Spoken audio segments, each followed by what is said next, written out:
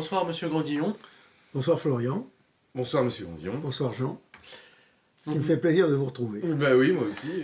Depuis le bon temps. rendez-vous. Donc nouvel entretien d'actualité politique de mars 2019, on est environ vers le milieu du mois, ou plutôt la fin, remarque, pour la revue mensuelle de Militants. Là c'est le format vidéo et qui vient soutenir la revue papier évidemment. Donc en compagnie de Monsieur André Grandillon. Le sujet phare du jour, ça va être sur les gilets jaunes par rapport au mépris de l'État français qui joue la sourde oreille par rapport au peuple français. Et vidéo enregistrée à la veille de l'acte 19 d'ailleurs des Gilets jaunes. Donc on est bientôt à la une vingtaine de semaines, quoi, qui va nous permettre d'analyser tout ça. Cet entretien est plutôt libre, mais on va essayer de respecter une dissociation de thèmes. On va parler d'abord de la classe dirigeante essentiellement, ensuite de la sociologie de la révolte, d'où ça vient, qui sont ces Français, et ensuite un peu la proposition, la récupération qui est faite vis-à-vis de ce mouvement. Et ensuite les conclusions, que doit-on en tirer, etc. Pour que ce soit cohérent et traité de petit à petit. Donc je vous lance pour parler du sujet par rapport à la classe dirigeante. Qu'est-ce que vous pouvez nous dire de son mépris, de comment elle est formée par exemple? Alors, bon, dans tout régime politique, dans tout État, dans toute société, il y a effectivement une classe dirigeante.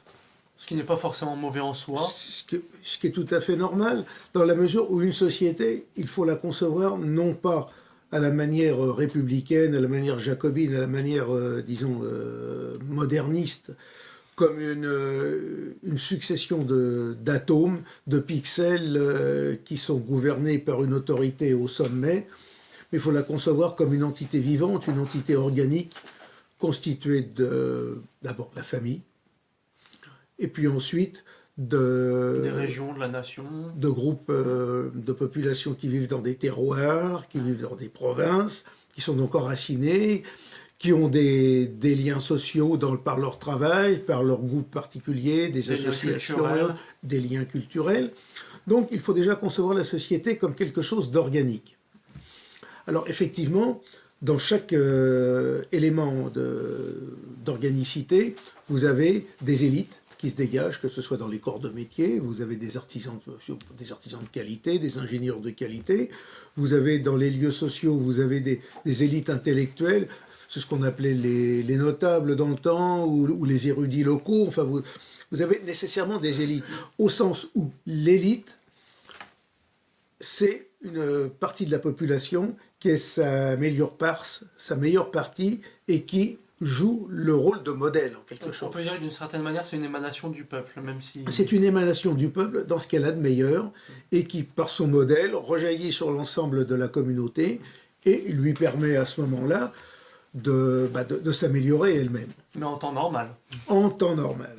Alors effectivement, lorsque vous arrivez au sommet du pouvoir, eh bien nécessairement vous avez une classe dirigeante, vous avez une élite dirigeante qui normalement est l'émanation du peuple, c'est-à-dire qu'elle fait corps avec ce peuple, et en quelque sorte les dirigeants du pays sont les mandataires de la population.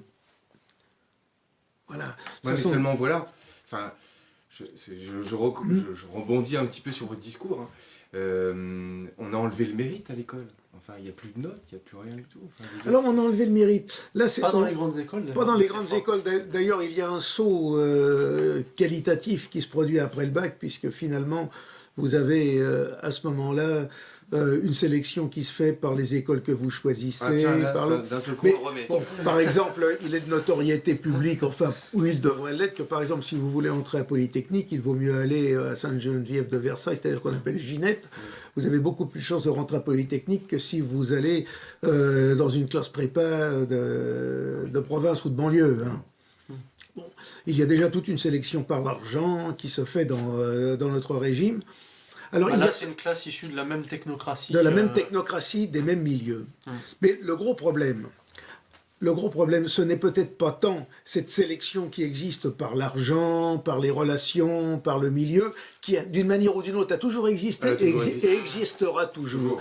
Admettons même que demain, on mette tout à plat, au bout d'une ou deux, trois générations, les choses vont se recréer d'elles-mêmes.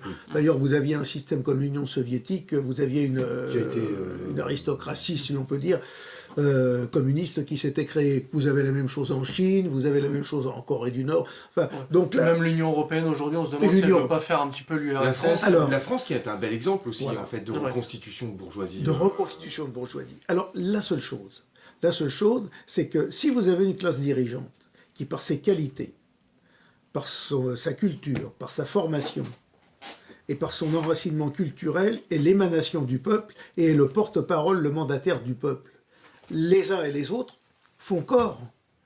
Le dirigeant comprend très bien l'ouvrier, le manœuvre à la limite. Par exemple, vous aviez, à l'époque de Louis XIV, lorsqu'il faisait une chasse à courre et qu'il voulait entrer chez un paysan, il lui demandait la permission de rentrer chez lui et d'aller boire un verre. Il demandait le passage. Il demandait le passage. Il était d'une certaine manière maître dans son territoire, le petit agriculteur, on dirait aujourd'hui. Tandis qu'aujourd'hui, même si... Macron voulait traverser votre pelouse, je pense qu'il ne vous demanderait pas beaucoup votre avis. Hein. Mais en quelque sorte, vous résumez la question, nous en sommes là. D'ailleurs, même, il y a quelque chose de symptomatique.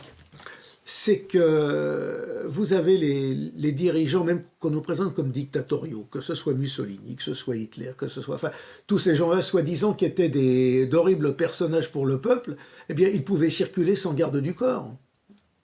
Vous aviez même, à travers le peuple... Oui, Mussolini, dans les années 30, faisait un tour avec sa voiture dans les fins fonds de province d'Italie. Et il était acclamé un peu comme Matteo Salvini aujourd'hui. Il était acclamé comme... C'est encore autre chose. Mais... Sans avoir besoin de garde du corps particulier pour protéger sa personne. Là, on ne pourrait pas en dire autant de Macron au milieu des manifestations. Eh bien, aujourd'hui, Macron, lorsqu'il s'est déplacé en Normandie au mois de décembre, il a fallu mobiliser entre 8 et 10 000 policiers pour lui permettre d'aller au contact du peuple, si l'on peut dire. C'est plus du manque de savoir-vivre, là. Donc là, il y a une déconnexion. Donc il y a, à ce moment-là, c'est là qu'on se rend compte, mais c'est symptomatique d'une déconnexion entre cette classe dirigeante et le reste du peuple. Et lorsqu'on nous parle de nos élites, aujourd'hui, il n'y a plus d'élite en France. Ou alors, les élites, ce qu'on appelle les élites, ce sont des élites dénationalisées. Voilà. Ce sont des gens qui se retranchent par leurs activités, par leurs contacts, par leur façon de faire, de la population dont elles sont elles-mêmes issues. Donc elle n'est plus vraiment française. Donc autrement dit, ces gens-là parlent dans leur cœur. Ces gens-là parlent français, sont issus de familles françaises, mais ne sont plus français dans leur esprit. Ce sont des gens qui sont effectivement les agents stipendiés d'une organisation internationale qu'on appelle le mondialisme et qui travaillent, par exemple Macron, je n'ai pas peur de dire que des gens comme Macron, comme Édouard Philippe et puis les autres, même ceux qui l'ont précédé, Hollande, même s'il était plus bonasse d'aspect, ou Sarkozy, ce sont des gens qui sont des agents stipendiés d'une superclasse mondiale qui veulent établir un pouvoir mondial qu'on appelle une gouvernance mondiale. D'ailleurs, on ne dit même plus un gouvernement, on dit une gouvernance. Une gouvernance, mais là c'est encore autre chose parce que c'est quelque chose de technocratique. Ce n'est même un gouvernement, c'est quelque chose qui vit de manière charnelle. Voilà. Là, aujourd'hui, une gouvernance, c'est un gouvernement technique. C'est un gouvernement technique parce qu'on ne considère plus le peuple, la société, la nation, comme une entité charnelle, une entité humaine, on la considère simplement comme une entreprise. Je crois l'un des derniers articles de Revue Militant, vous citez Pierre Gaxot qui dit « La monarchie est un organisme et la République est un mécanisme. » Et la République... Elle finit par prendre les hommes pour des machines. Exactement. Et d'ailleurs, aujourd'hui, ce qui m'avait paru très symptomatique, c'était au mois de novembre ou décembre, Édouard Philippe avait déclaré « Nous sommes ici pour réparer la France ». Mais bon sang, la France est une voiture, c'est une locomotive. C'est un garagiste. Autrement dit. C'est un mécanicien. Oui, c'est un mécanicien. Oui, il est mécanicien. Voilà. Macron nous parle il avait besoin d'une clé à molette, quoi. Macron nous parle de la France comme une start-up nation. Autrement dit, en gros... au cœur de l'atlantisme. Voilà, on est une... Alors déjà, c'est même pas français. Non. En gros, on est... c'est même pas réel, en plus. La France, c'est une entreprise, et lui, il est le chef d'entreprise, et puis il doit en faire cracher le maximum de bénéfices pour les financiers internationaux et in fine toute la camarilla mondialiste qui étend son autorité sur le monde par l'intermédiaire de l'outil financier. D'ailleurs, c'est pas tellement complotiste comme on dit aujourd'hui de dire ça, en sachant que c'est un peu entre guillemets un complot à ciel ouvert. C'est des informations qui circulent. Mais il n'y a même plus mais il n'y a même pas de complot. Et lorsqu'on dit que ces gens-là disent tous la même chose parce qu'il y a un complot, non. ils sont tous formés dans les mêmes écoles, selon les mêmes systèmes de pensée, selon les libéraux, marxistes selon les mêmes en cas. général. Donc ils n'ont pas besoin de se concerter pour penser la même chose, puisqu'ils ont été formatés comme un ordinateur de la même manière. C'est de cette manière-là que ça se passe, parce que quand vous regardez, ils font qu'ils fassent Sciences Po, qu'ils fassent HEC, qu'ils fassent l'ENA et autres, vous avez les mêmes cadres idéologiques qui sous-tendent les programmes de formation. C'est-à-dire, c'est le libéralisme, le cosmopolitisme, l'ouverture des frontières, la suppression des barrières en tout domaine, et même la licence des mœurs en même temps, puisque tout marche ensemble. Au christianisme. En fait. L'hostilité au christianisme. Et au mal blanc cisgenre, comme on dit aujourd'hui. Mais alors là bon, nous pouvons y revenir après, parce que là, ça remonte à la lutte antichrétienne, à la gnose antichrétienne qui est sortie en 1789. Le subjectivisme aussi, voilà. souvent. Mais toute cette classe politique est formatée, et j'utilise le mot formatée à dessein, est formatée par ce système d'enseignement qui les dénationalise et qui, pour leur permettre en développant chez eux l'attrait du pouvoir, l'attrait de l'argent, de vendre leur âme au cercle mondialiste qui date des années 1890. C'est l'histoire de Cécile Rhodes, de la Société Fabienne. Ça remonte à cette époque-là. C'est le socialisme cosmopolite, là. Oui. Voilà, pour créer une gouvernance mondiale, ce sont ces gens-là qui sont... Finalement, ils deviennent des agents de l'étranger pour gouverner l'entreprise France, la cellule France, qui est un élément de l'ordre mondial en gestation. Cécile Rhodes, c'était un Britannique installé en Afrique du Sud, je crois. Qui a donné son nom, en fait, à la Rhodésie. À la Rhodésie, carrément, oui, c'est vrai. C'était un grand exploiteur. Voilà. Enfin, mais justement, pour bien comprendre la jeunesse du mondialisme aujourd'hui, sans remonter au Rose-Croix, sans remonter à Comenius, sans remonter à... En tout temps où il y a eu un peu des réminiscences. Oui. Sans remonter à tout ça. Des porteurs de flambeaux, on pourrait appeler ça. Voilà. Vous avez, et sans remonter à la gnose kabbaliste qui a donné la maçonnerie, toutes ces choses-là, vous avez la Société Fabienne, dans les années 1890, qui a développé cette idée de créer un gouvernement mondial. Et c'est curieux parce qu'à cette époque-là arrive la novlangue. Et voilà. C'est un synchronisme de façon comme on dit, le langage précède la pensée. Oui. On pense avec les mots qu'on a. Voilà. Les mots sont... C'est vrai que nos grands... Enfin, nous avons encore eu des grands artistes jusqu'à la fin du 19e, 20e siècle qui nous avaient vraiment bien prévenus, quand même, au travers de leurs œuvres, aussi bien qu'elles étaient musicales, qu'elles soient en fait aussi de la peinture. Ils nous avaient bien prévenus si en fait on lit plus profondément en fait leurs œuvres. Bon. Mais oui, mais c'est à partir de ce moment-là que le mouvement mondialiste, disons actuel, s'est développé. Donc il faut bien comprendre qu'aujourd'hui, en France, nous sommes dirigés par des gens qui, s'ils ont une apparence française, ne sont plus français dans leur esprit, ne sont plus français dans leur âme, donc ils trahissent le peuple français, ils se retranchent eux-mêmes du peuple français. En gros, aujourd'hui, il n'y a plus d'élite en France au sens où on l'entend habituellement, c'est-à-dire que la classe dirigeante n'est plus l'élite de la France. Et s'il y a une élite en France aujourd'hui, eh bien, paradoxalement, je dirais qu'on peut peut-être la trouver chez certains gilets jaunes. On peut la trouver dans d'autres personnes. L'élite française, on la trouve chez des gens qui savent quelles sont leurs origines, qui savent d'où ils viennent, qui savent ce que c'est que la tradition. La tradition, qu'est-ce que c'est que la tradition? C'est simplement le code génétique d'un peuple qui se transmet à travers les générations, en se modifiant à travers les âges, tout en restant fidèle à lui-même. Voilà ce que c'est que la tradition. C'est le code génétique d'un peuple. C'est ce qui lui permet d'exister. Et toute personne qui a ça en tête, qui se forme intellectuellement, qui se forme politiquement, qui se forme économiquement, qui se forme spirituellement, eh bien, là est la véritable élite du peuple, et c'est celle-là qui, demain, doit prendre le pouvoir, doit, à la faveur des événements qui vont se développer, rendre la France à elle-même et la rendre à son destin, qui a été déjà coupé en 1789, et qui, aujourd'hui, est véritablement déraciné par le pouvoir que nous avons aujourd'hui. 1789 parce que oligarchie plutocratique, gouvernement par la finance, etc. à l'époque. 1789, c'est encore... 1789, c'est la rupture. La rupture entre la tradition, disons, de notre civilisation, notre société qui était catholique, et pour passer à une société où l'homme est au centre du monde. Et c'est extrêmement important, j'en ai déjà parlé, mais ce renversement est fondamental. C'est-à-dire qu'auparavant, l'homme sait qu'il est un élément de l'univers et qu'il y a des lois qu'il dépasse et auxquelles il doit obéir pour pouvoir s'hominiser, pour pouvoir vivre de manière saine, de manière équilibrée. Sans se mettre en danger. Sans se mettre en danger. À partir de 1789, on arrive à cet homme prométhéen, cet homme qui est mesure de toutes choses. Et qui peut défier tous les éléments. Et qui peut défier tout le monde. C'est ce que je disais, le subjectivisme, il est même le sujet de tout. Et il finit par défier Dieu. Et voilà. Et voilà. Ah ben, mais il défier les lois naturelles. Il se prend pour Dieu. Et d'ailleurs, on le trouve aujourd'hui à travers le transhumanisme. Oui. On le trouve aujourd'hui à travers le transhumanisme. Ce sera sans doute un de nos prochains sujets. Ce sera un de nos prochains sujets. Bah, certainement. Enfin, quelque part, changer de sexe, c'est... Je veux dire, c'est renier. Oui, voilà, on en verra là. Voilà. Donc, cette première rupture, déjà, qui en gros a gangréné l'ensemble de l'Europe, à travers le temps.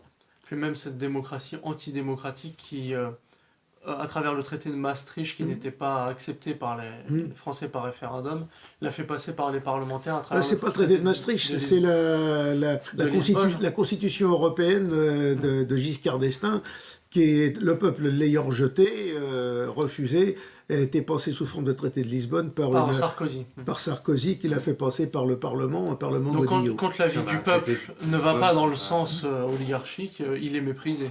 Mais d'ailleurs, vous avez les déclarations de l'inénarrable Juppé, qui est un personnage maléfique pour la France, mais qui est représentatif, et on pourrait dire il est emblématique de cette classe politique, vu la durée, vu la période, donc, qui méprise le peuple, et qui considère que, à propos du référendum, on n'a pas donné la parole au peuple, il ne sait pas ce qu'il dit, c'est quoi, c'est cette valtaille. En quelque sorte, je n'ai pas les mots exacts, mais ça revient à dire ça. Ça revient au même. Un Juppé qui, en 1993, a fait appeler les Américains en Bosnie, alors qu'il n'était pas vraiment décidé à y intervenir, ministre des Affaires étrangères. C'est Juppé qui a fait oui, dans le gouvernement de cohabitation Balladur-Mitterrand, conseillé d'ailleurs par un certain de Villepin, qui était son chef de cabinet. Voilà. Et ensuite, en 95, droit dans ses bottes, il n'a pas vu la crise sociale de la SNCF, dont on peut regretter d'ailleurs qu'en 2017, les Français aient été si passifs. Parce que c'est le prélude à la destruction de toutes les administrations, de toutes les grandes administrations. Et de tout esprit corporatif, de tout esprit de corps, au-delà du corporatisme même. Et c'est-à-dire que là, excusez-moi, ils ont fait marcher la méthode agile. Oui. Ils se sont attaqués au plus gros pour faire ensuite. Bien sûr. Et le Juppé qui a continué après a favorisé les entreprises en Libye et toutes ces choses-là. Non mais cet homme-là est calamiteux. Et il est représentatif de toute la classe politique. Et quand vous le voyez, il pérore, il s'en dresse comme un coq. Légitimement, bah oui, je représente l'élite, moi. Ah oui, bah oui.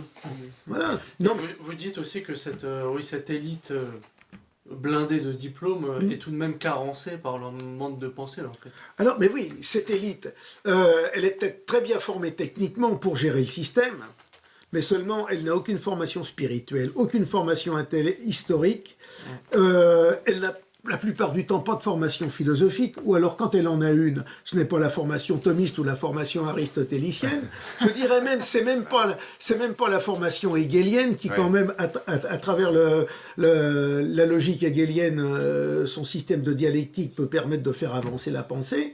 Non, ce sont des gens qui sont formés à la pensée de Derrida, de Foucault et de Sartre, sociologue patenté, et de tous ces gens qui sont peut-être des brillants esprits, comme la culotte d'un tyrolien qui a beaucoup traîné sur un banc. Sans faire de vilains jeux de mots, je dirais, ils sont très éclairés. Ils sont très très éclairés. Oui.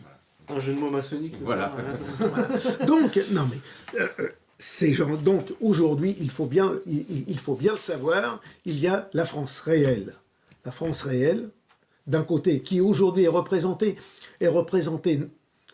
non pas, enfin, comment dire, se manifeste pour une partie à travers les Gilets jaunes, et qui, de l'autre côté, s'oppose à cette classe politique qui, elle, est totalement dénationalisée, qui ne sert plus les intérêts de la France. Parce que même quand vous aviez une certaine bourgeoisie, quand vous aviez une certaine aristocratie dans le passé, elle faisait quand même corps avec son peuple. Oui. Pouvait être dégénérée, Oui.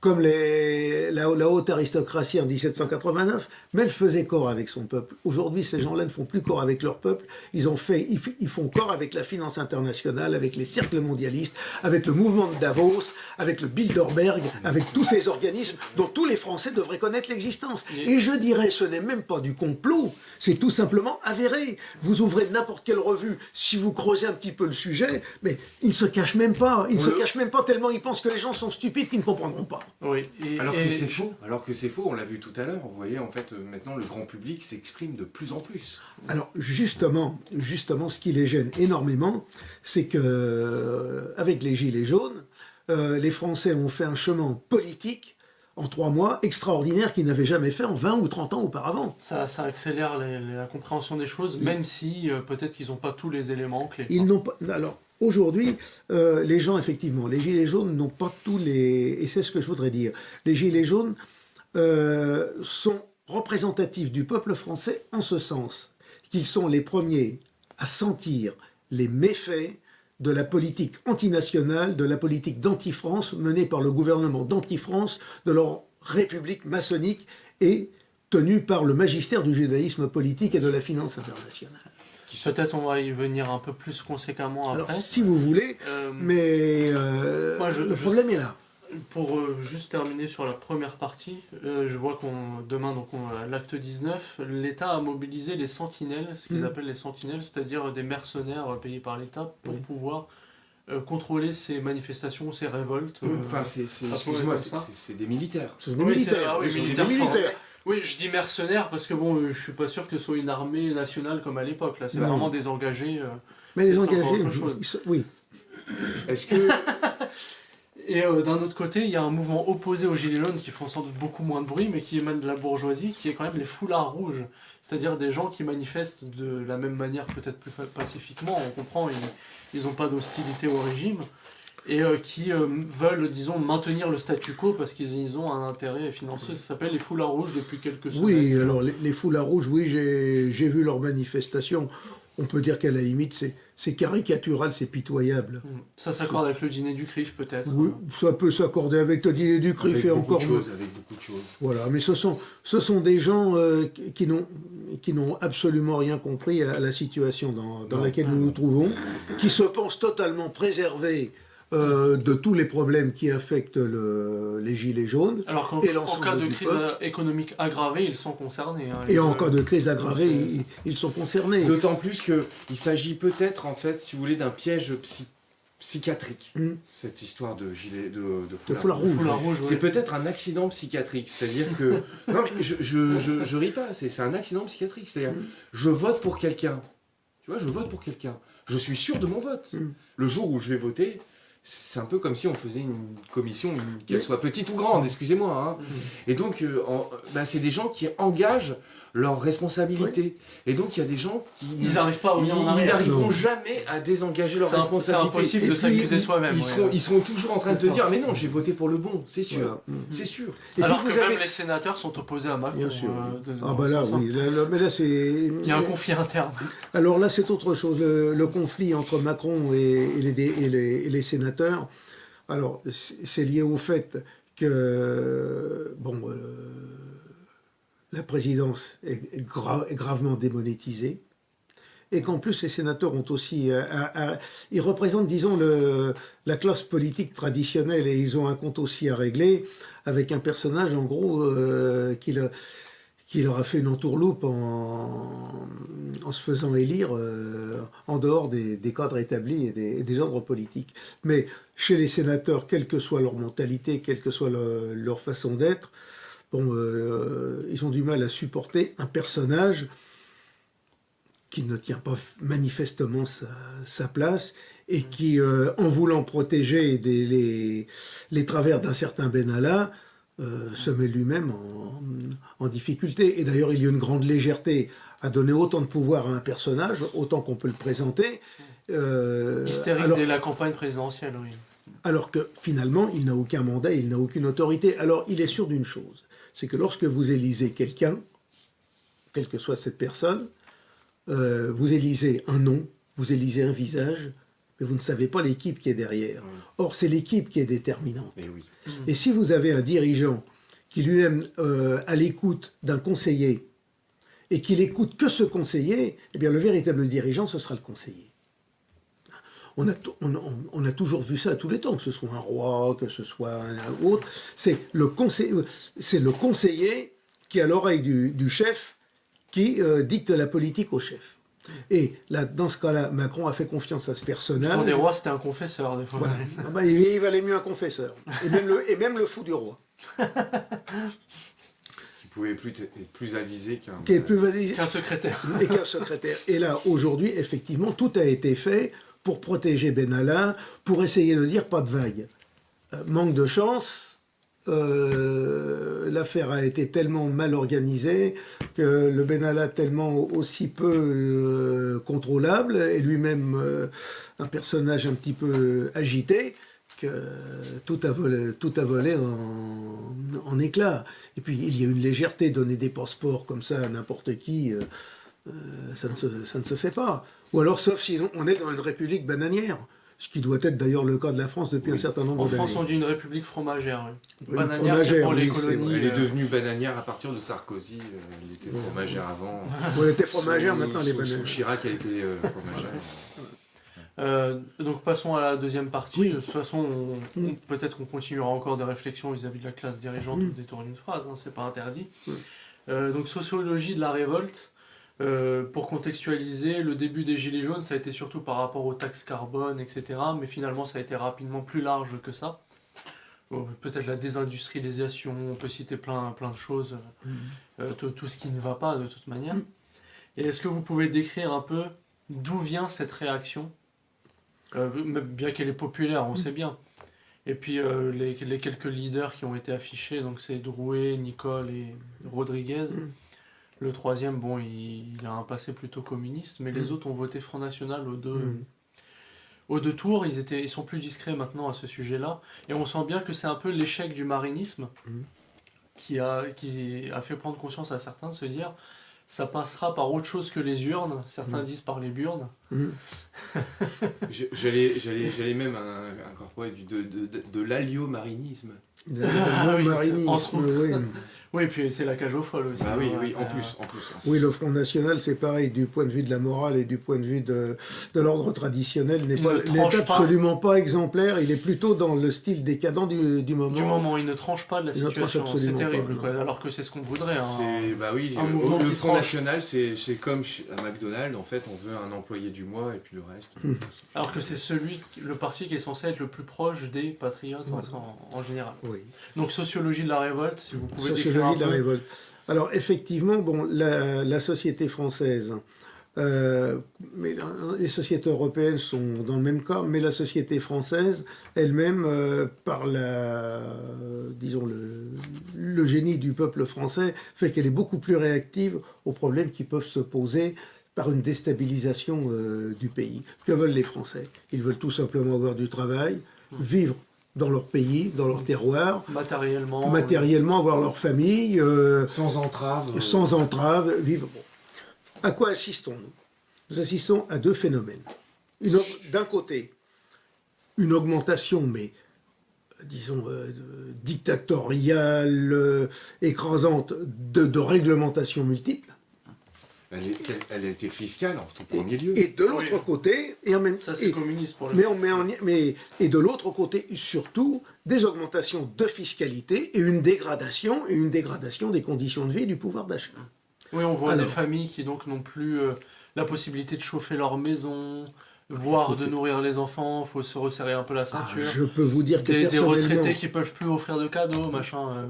Pour avoir des attaches en province, je pourrais vous citer des cas de personnes qui sont dans des situations dramatiques, des situations terribles de ce point de vue. des histoires que je ne pensais même pas. Moi non, et ça scandalise tout le monde, je veux dire, tout âme. Ouais. Voilà. Donc, alors, c'est dû à quoi? C'est dû, d'une part, à la désindustrialisation de notre pays, Ouais. qui a fait qu'avec le temps, on a perdu tout notre savoir-faire, que les industries sont parties à l'étranger. D'ailleurs, avant, En partie. elles sont parties des provinces pour les villes, ensuite Oui. elles sont parties des villes pour l'étranger, voire hors continent Et européen. hors continent.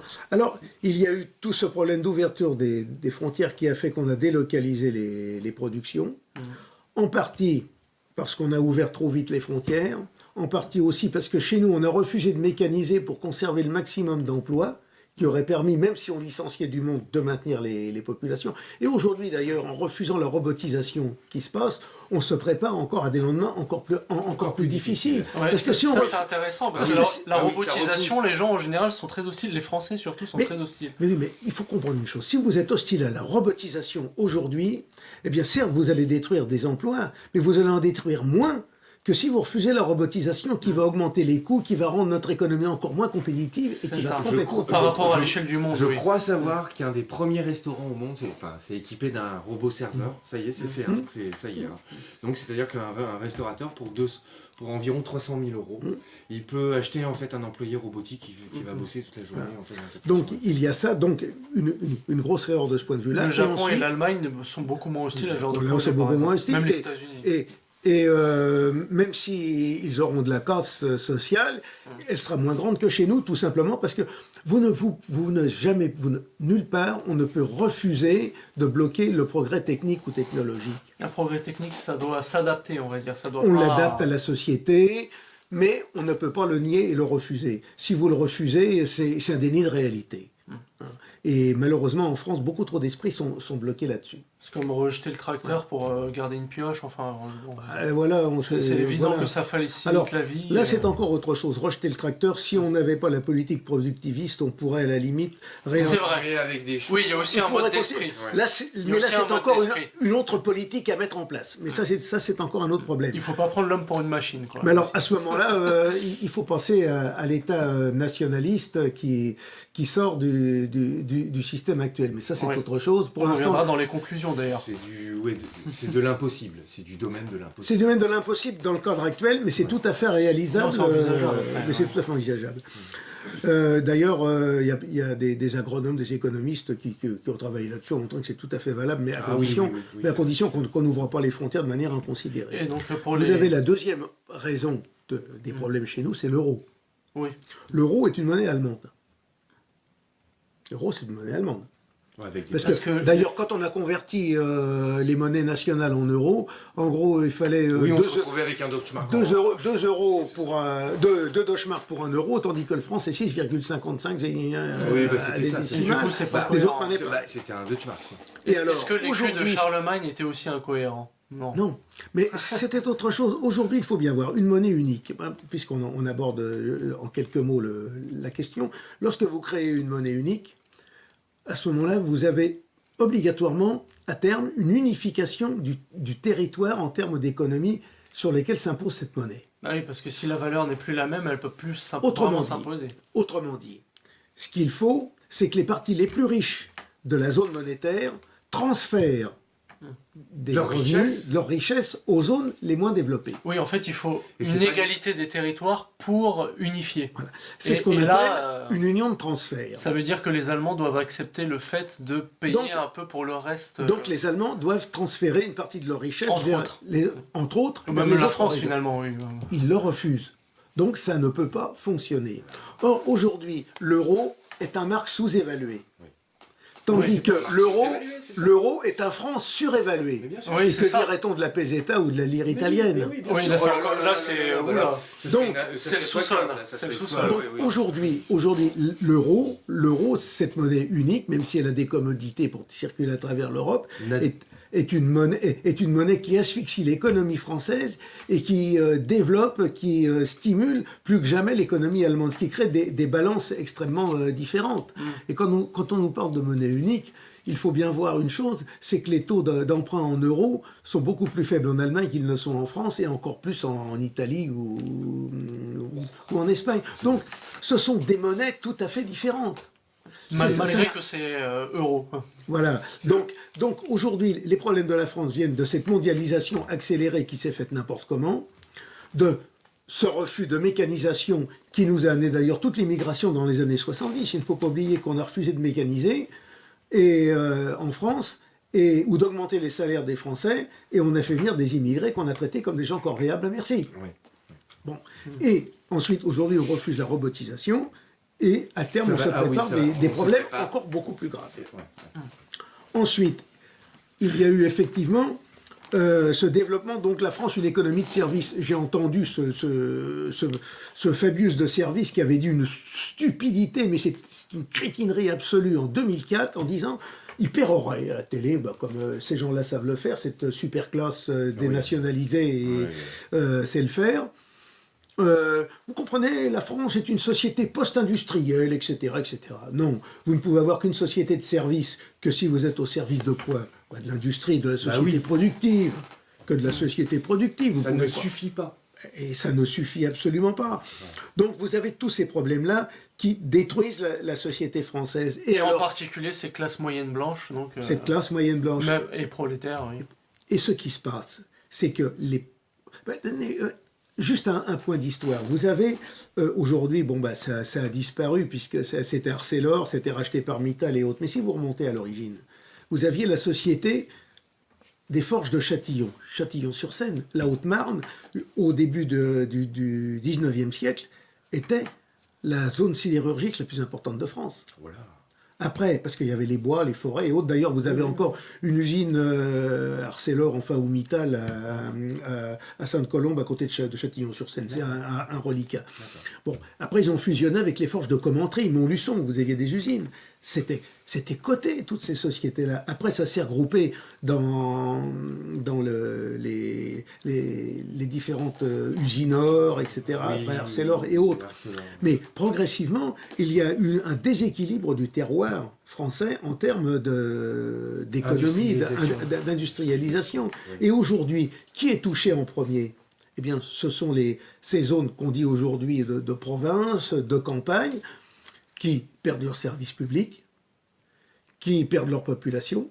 Parce qu'elles se désindustrialisent. Et qui perdent leurs activités. Et donc, au-delà du déséquilibre total du territoire français, qui, le vide créant, va un jour amener d'autres populations qui, elles, vont créer une autre économie. Ça commence déjà, d'ailleurs, avec des fermes musulmanes dans le Limousin, d'ailleurs. Ah ben oui. Hein, et qui, elles, ne passent pas par Bruxelles pour une simple raison, c'est que comme elles s'autofinancent, elles sont financées par l'étranger, elles n'ont pas besoin de demander de subventions à Bruxelles. Par la Turquie, donc elles n'ont aucun contrôle et elles peuvent faire ce qu'elles veulent. Bon. La nature a horreur du vide. Contrairement à nous. Oui, la nature a horreur du vide. Bon, eh bien vous avez, le malaise vient de là. Et plus la situation va s'aggraver, ce ne sera pas les gilets jaunes de nos provinces, de nos campagnes, de nos petites villes moyennes qui vont être atteints. Ce seront les cadres moyens des banlieues, des villes moyennes, des villes de province. Et puis après, les cadres moyens, ce seront les cadres supérieurs. Donc autrement dit, on peut dire que les gilets jaunes, s'ils ne sont pas représentatifs totalement sociologiquement de la population française, quoi qu'encore des études montrent que c'est assez proche, à quelques variantes près. Pour donner 2 sondages IFOP, et qui d'ailleurs se collent un peu, il y en a un encore plus récent que l'autre. Déjà, le premier, c'est sur la nécessité de la révolution, de la réforme ou d'aucun changement. Aucun changement, c'est un bas pourcentage. Et c'est en France que le taux de révolution atteint le plus grand statistique, 40% carrément. Et c'est à peu près similaire avec un statistique qui est à peine sorti il y a peu de jours sur le nationalisme. 40% de Français se sentent au moins nationalistes. C'est peut-être un ressenti bête. Alors, on peut dire une chose, c'est que les gilets jaunes, aujourd'hui, sont... si l'on pouvait employer un langage léniniste, sont le prolétariat, l'élément actif de la révolution nationale à venir, en ce sens qu'ils sont les premiers à vivre et à subir dans leur chair les méfaits de la politique destructrice du gouvernement d'anti-France que nous avons depuis des années. Alors, hors antenne, vous avez sorti une autre formule qui est pas trop mal aussi, de dire que les Gilets jaunes sont un peu à l'avant-garde du combat, sans doute inconscient, parce que, comme on dit, ils n'ont pas tous les éléments, mais de la tradition contre ce mondialisme qui nous détruit tous collectivement. Alors effectivement, les Gilets jaunes, vous avez raison de le rappeler, les Gilets jaunes sont à l'avant-garde du combat pour la défense de l'identité française, de la civilisation française, tout simplement parce que ce sont des gens qui veulent rester fidèles à eux-mêmes. Quand vous voyez ces gens-là, ils savent d'où ils viennent, ils connaissent leur histoire, ils connaissent leur terroir, ils ne veulent pas le perdre, ils veulent rester fidèles aux traditions de leur père. C'est donc de la naïveté. Donc, alors effectivement, ces gens-là, les Gilets jaunes pour la plupart, sont d'un certain côté des nationalistes qui s'ignorent. Bah oui, des nationalistes naïfs. Et d'ailleurs, en gros, c'est la lutte contre pour employer le langage d'Attali, le gourou du mondialisme, et puis en gros la conscience magistérielle de notre régime, puisqu'Attali, il est au pouvoir quasiment dans les allées du pouvoir depuis Mitterrand jusqu'à maintenant. C'est le conseiller de chaque président. De chaque président, Mitterrand, Chirac, Sarkozy, le judaïsme permanent. Et alors, je ne résiste pas à vous donner cet élément, donc deux poids, deux mesures, on en parlait là aussi en antenne, de dire qu'il y a eu la manifestation, des émeutes ethniques à Grenoble, suite à une déprédation donc, de 2 personnes d'origine maghrébine qui avaient volé un scooter, conduit sans permis et fui la police lors d'une course-poursuite et ont trouvé la mort en plein accident. Il y a eu plusieurs nuits d'émeutes où ils ont mis à feu et à sang la ville de Grenoble. Il y a eu un encadrement policier qui était plus pour les protéger qu'autre chose. Il n'y a pas eu d'énucléation, personne n'a perdu d'œil. Il n'y a pas eu de mains coupées avec des grenades. Il n'y a pas eu de contrôle préventif, où un gilet jaune, il n'a même pas le droit d'avoir des lunettes de soleil, presque. Voilà, donc on peut là aussi voir la différence de traitement. Vous rejoignez, mais là vous corroborez ce que nous avons dit en début, un gouvernement d'anti-France, une élite, une pseudo-élite, une classe dirigeante contre son peuple. On réprime les Français, on tape sur les Français, on éborgne les Français, une répression, disons, terrible, à la limite, qui est même condamnée par les instances internationales. Oui, l'ONU et tout ça. Voilà. Et de l'autre côté, dans les banlieues ethniques, le laxisme le plus grand. Mais ça, rien que ça montre par qui on est gouverné. Il y a le discours marxiste, d'ailleurs assez judiciaire, qui dit ce sont des opprimés. Voilà. Donc, en gros, le combat des Gilets jaunes, si on veut aller au fond des choses, même si c'est vécu inconsciemment par les Gilets jaunes, c'est le combat de l'enracinement de la tradition face au cosmopolitisme et au mondialisme. Voilà. Même si c'est vécu de manière inconsciente, s'ils ne le pensent pas. Alors effectivement, il se passe aussi une chose, c'est que les Gilets jaunes ne sont pas, les Français dans leur ensemble, ne sont pas sortis indemnes du bourrage de crâne médiatico-politique que l'on subit depuis des générations. Là, insulté d'extrême droite pour rien du tout. Et Bernard-Henri Lévy qui dit le mouvement Gilets jaunes, l'antisémitisme est au cœur. Il n'a pas dit il est en marge. Mais l'antisémitisme est au cœur. C'est-à-dire qu'à partir du moment où la République, leur République, est dirigée par un magistère, le magistère du judaïsme politique et de la maçonnerie. Parce qu'il n'y a rien d'autre. Si vous contestez ce régime, nécessairement vous êtes un horrible monstre. Vous êtes un horrible monstre. Mais voilà le fond de l'affaire. La France, tout régime politique a un magistère, parce que vous avez des ennemis. Oui. Mais vous avez une structuration dans la société, si on peut dire 3 ordres. Vous avez l'ordre spirituel, qui informe, qui irrigue toute la société. Vous avez l'ordre intellectuel, qui met en forme les idées issues du spirituel. Vous avez ensuite l'ordre matériel, qui bénéficie de tout l'influx spirituel et intellectuel qui l'anime. Bon. Et la France, pendant des siècles, s'est fondée sur le catholicisme et sur la tradition catholique héritée de l'Antiquité, mélangée de celtisme, mélangée de monde gréco-romain. Pour de ce qui est compatible avec le dogme de l'Église catholique, oui, qui s'est conformé. Qui est compatible. Et à partir de 1789, vous avez eu le magistère des loges. Et après, du judaïsme politique qui s'est installé dans l'après-guerre. Hein. Et d'ailleurs... à partir du moment où il n'y avait plus rien, en fait, le magistère Voilà. chrétien s'effondre sociologiquement, je veux dire. Voilà. Et puis, forcément, là, c'est récupéré par d'autres personnes. Bien Quoi. sûr. Mais c'est Donc, matérialistes, c'est récupéré, sinon bien en sûr. franc-maçon. Et la meilleure preuve que c'est le magistère de la France actuelle, du régime politique que nous subissons, On est le dîner du c'est... CRIF ou... C'est le dîner du CRIF, où Francis Khalifa a sorti la main d'Emmanuel Macron de sa poche pour la lever. Pour la lever. Et l'autre, le président dans une dépression totale. Mais c'est terrible. Quoi. Mais on ne peut pas... Enfin, on est presque compatissant vis-à-vis de lui. Quoi. Mais vous imaginez le pape ou l'archevêque de Reims, puisque c'était lui qui sacrait les rois, qui prend la tête du président, la main de la présidente de la République et qui la lève comme ça. Ouais, c'est une marionnette. Voilà. Mais voilà. Alors, un aparté, mais le gros problème des Juifs, le gros problème, c'est qu'ils n'ont jamais su où s'arrêter. Ils n'ont jamais su avoir l'humilité et la modestie.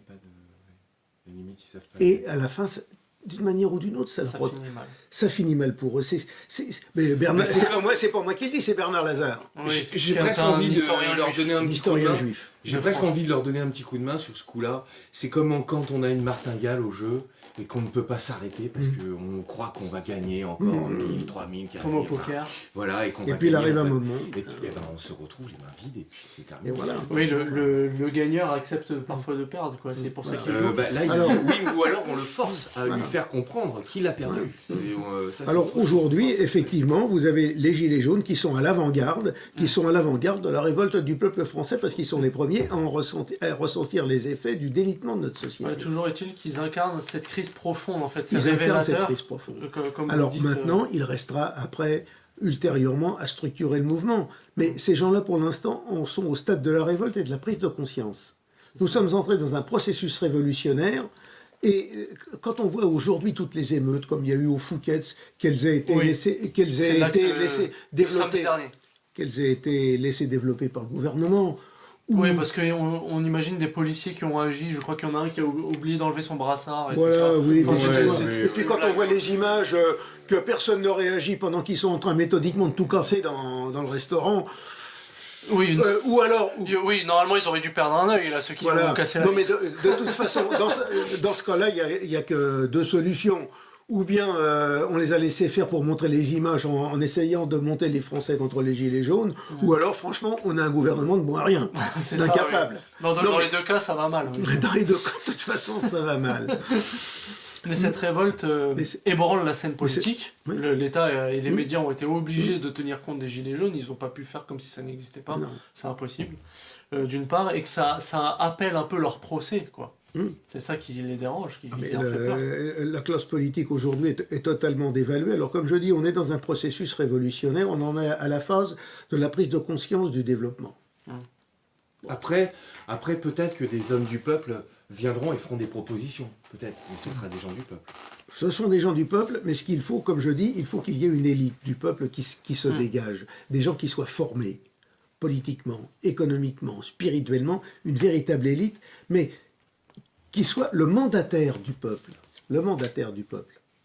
C'est ça le fond de l'affaire. Et de ce point de vue-là, alors, les nationalistes sont en quelque sorte cette élite, mais aujourd'hui, elle est rejetée. Pourquoi ? Elle est rejetée pourquoi ? Parce que les gens ont tellement été formatés en disant que les nationalistes égale fascisme, égale nazisme, égale Hitler, égale Auschwitz, les gens, automatiquement, un nationalisme, on ne veut pas en entendre parler. Alors qu'ils le sont souvent... en eux-mêmes, malgré que c'est pas forcément conscient, mais... Voilà, donc effectivement, il y a... Ils aiment leur pays, ils aiment leur paysage, ils aiment leur culture, leur langue, c'est tout bête. Quoi. Alors on va nous dire aujourd'hui, mais le mondialisme, c'est inéluctable. Oui. On va nous dire, le mondialisme, c'est inéluctable. Alors je vais dire, oui, le mondialisme est inéluctable. La mondialisation est inéluctable, mais seulement elle peut se faire de différentes façons. En fait, nous estimons que ce qui est universel est aussi particulier, c'est-à-dire que nous sommes tous des êtres humains, mais nous avons tous des particularités, nous avons tous des pays différents, et on n'entend pas les abandonner pour autant. Donc c'est juste une querelle de l'universel et particulier. Les cosmopolites ne voient que l'universel, certains vont voir que le particulier, c'est les deux en fait. Et dans le mouvement de révolte actuel, il y a une composante qu'on pourrait dire écologiste, ou écologiques. Et alors, il faut lutter contre le CO2, il faut lutter contre ci, il faut lutter dont contre l'activité ça. principale viendrait des hommes. C'est là où on nous accuse. Alors bon, là c'est encore un autre débat. Oui. Ceux qui nous disent que l'origine de réchauffement est anthropique, c'est-à-dire qu'elle vient de l'homme, est fort discutable. Non, mais alors dans ces cas-là, moi je peux vous dire que la Terre est plate. Ah oui, ça c'est le nouveau. Eh oui, ben oui. c'est vrai, le nouveau sujet. Mais ce qu'il faut Les bien cartographies voir, européennes de la c'est colonisation sont qu'il faut mauvaises. être cohérent. Il faut être cohérent. Si le réchauffement est d'origine humaine, d'origine anthropique, eh bien à ce moment-là, il faut faire en sorte qu'on limite les déplacements, les transports de matériel et de marchandises. Ouais, dans ce cas-là, rien n'est fait dans ce sens. oui, Rien n'est fait dans ce il sens. faut détruire les avions et Je tout crois ça. même ouais. qu'ils accélèrent le déplacement de nourriture et de denrées alimentaires. Ils Oui, accélèrent. bien sûr. Oui, plutôt, Ils oui. l'accélèrent. Mais bien sûr, alors que ce qu'il faut, c'est produire au terroir. Produire Oui. dans le terroir, Oui, local, avoir oui. des échanges locaux, Bah oui. une industrie plus ou moins locale. Et bon, dans l'histoire, le commerce international n'a représenté à peu près qu'entre 15 et 20% des besoins d'un peuple. Parce qu'on a toujours Ouais, besoin alors de là on est choses. en train d'en faire en fait un leader mondial de l'économie. Voilà. Ça va pas. Et aujourd'hui, on est en train de nous dire que le salut est dans le commerce international. Non. Mais non. Vous avez des zones économiques. Vous avez des zones économiques qui sont liées à des zones de civilisation. La zone européenne, le continent européen, le monde asiatique. Oui, ce le sont monde- des aires de civilisation. Ce sont des aires de civilisation avec leurs caractéristiques de travail, de De vie, mental et autres. Alors qu'il y ait des échanges entre ces zones, c'est tout à fait normal. Après, je pense que Mais- je dirais pas qu'ils brillent par leur absence, mais l'Afrique et l'Amérique du Sud sans doute est plus pauvre, Oui. déjà plus Mais appauvrie. le problème de l'Afrique, il est surtout démographique, parce que l'Afrique est un pays Oui. qui est, Amérique du Sud encore, il y a qui certains est, pays qui qui se défendent. économiquement ne décolle pas, quoi qu'on nous en dise, qui, sous le poids de sa démographie, risque de s'effondrer totalement. Eux, Et de- eux, ils en ont trop et nous en avons pas assez d'ailleurs. pour Voilà, les- mais ce qui risque de poser à terme des problèmes d'ailleurs de D'équilibre. migration de population. Oui, aussi, d'équilibre. oui. Mais ça, c'est encore un autre sujet. C'est là où, en fait, moi je. Mais- Alors, ça pourrait être l'objet d'un autre débat, hein, je vous dis, mais c'est une question à ouvrir. C'est quoi l'intérêt de la course à la démographie et le nationalisme alors? Qu'est-ce que serait cette course, le nationalisme face à cette course irréfrénée à la démographie, où je considère que mon copain américain de l'autre côté, ouais, alors lui, il a 3 enfants par couple, etc.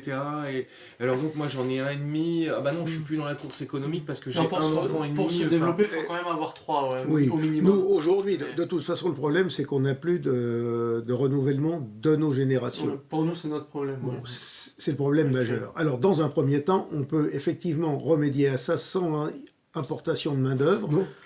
On peut y remédier dans un premier temps en robotisant. Ouais, avec la justement. robotisation. Non, mais, C'est ce que font les Japonais. Mais d'un autre en côté, plus- il faut en plus- renouveler nos générations. En plus, Oui. une politique de natalité. Il faut une politique.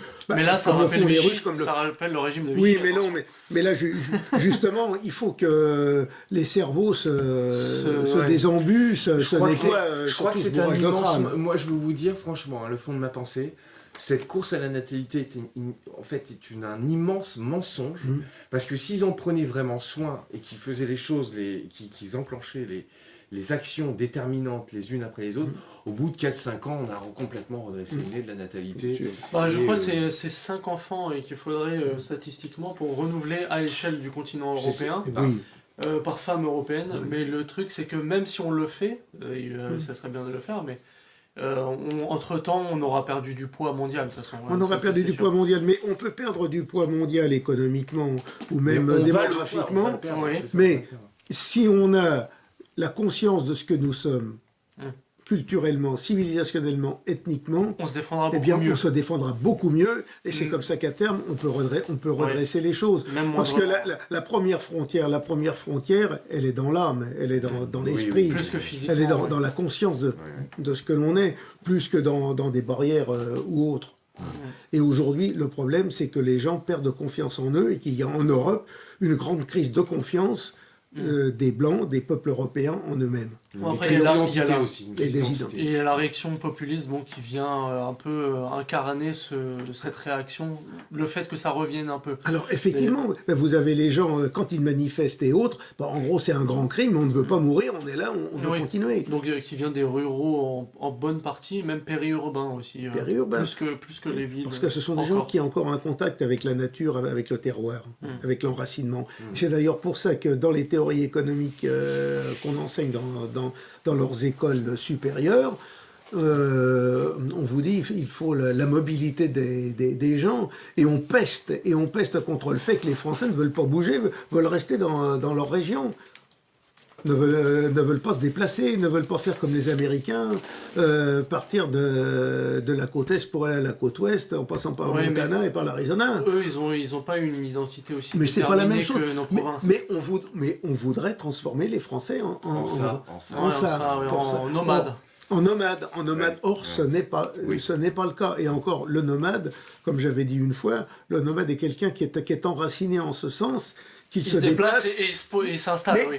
Il se déplace dans une aire déterminée. Mais oui. Oui aussi, il va pas trop loin. Il connaît l'endroit où il va. Alors que là, on est en face de gens qui ne savent pas où ils vont.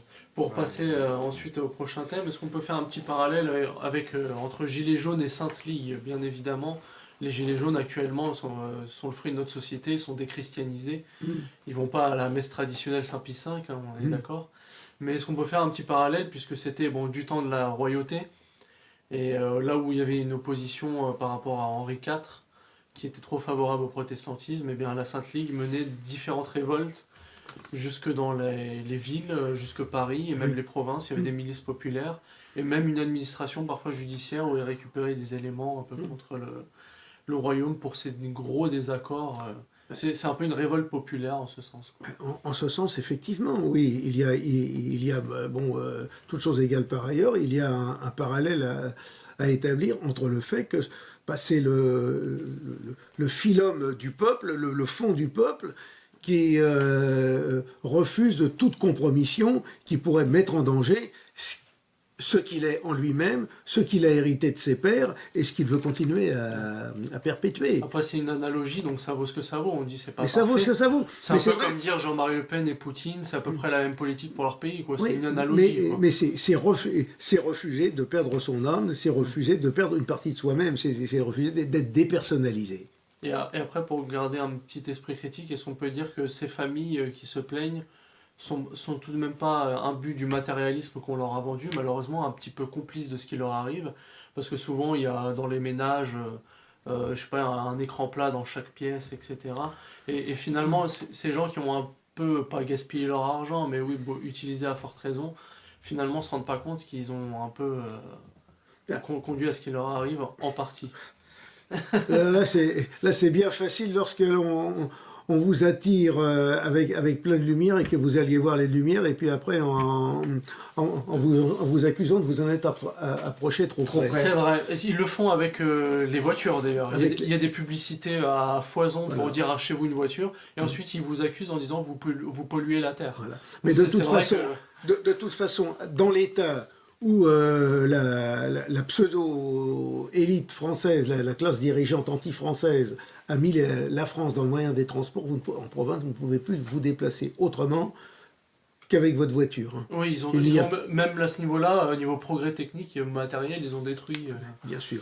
Bon, alors, que les gens veulent un minimum de confort, veulent un minimum... Mais pourquoi ces gens-là n'y auraient-ils pas droit? D'autant plus qu'on fait tout, comme vous avez dit, pour les y inciter. Donc après, les accuser de vouloir vivre plus haut qu'ils ne sont, mais c'est pervers, c'est insulter les gens, c'est insulter les Français. C'est insulter les gens. Il ne faut pas leur vendre du rêve, oui, c'est sûr. Il ne faut pas leur vendre du rêve.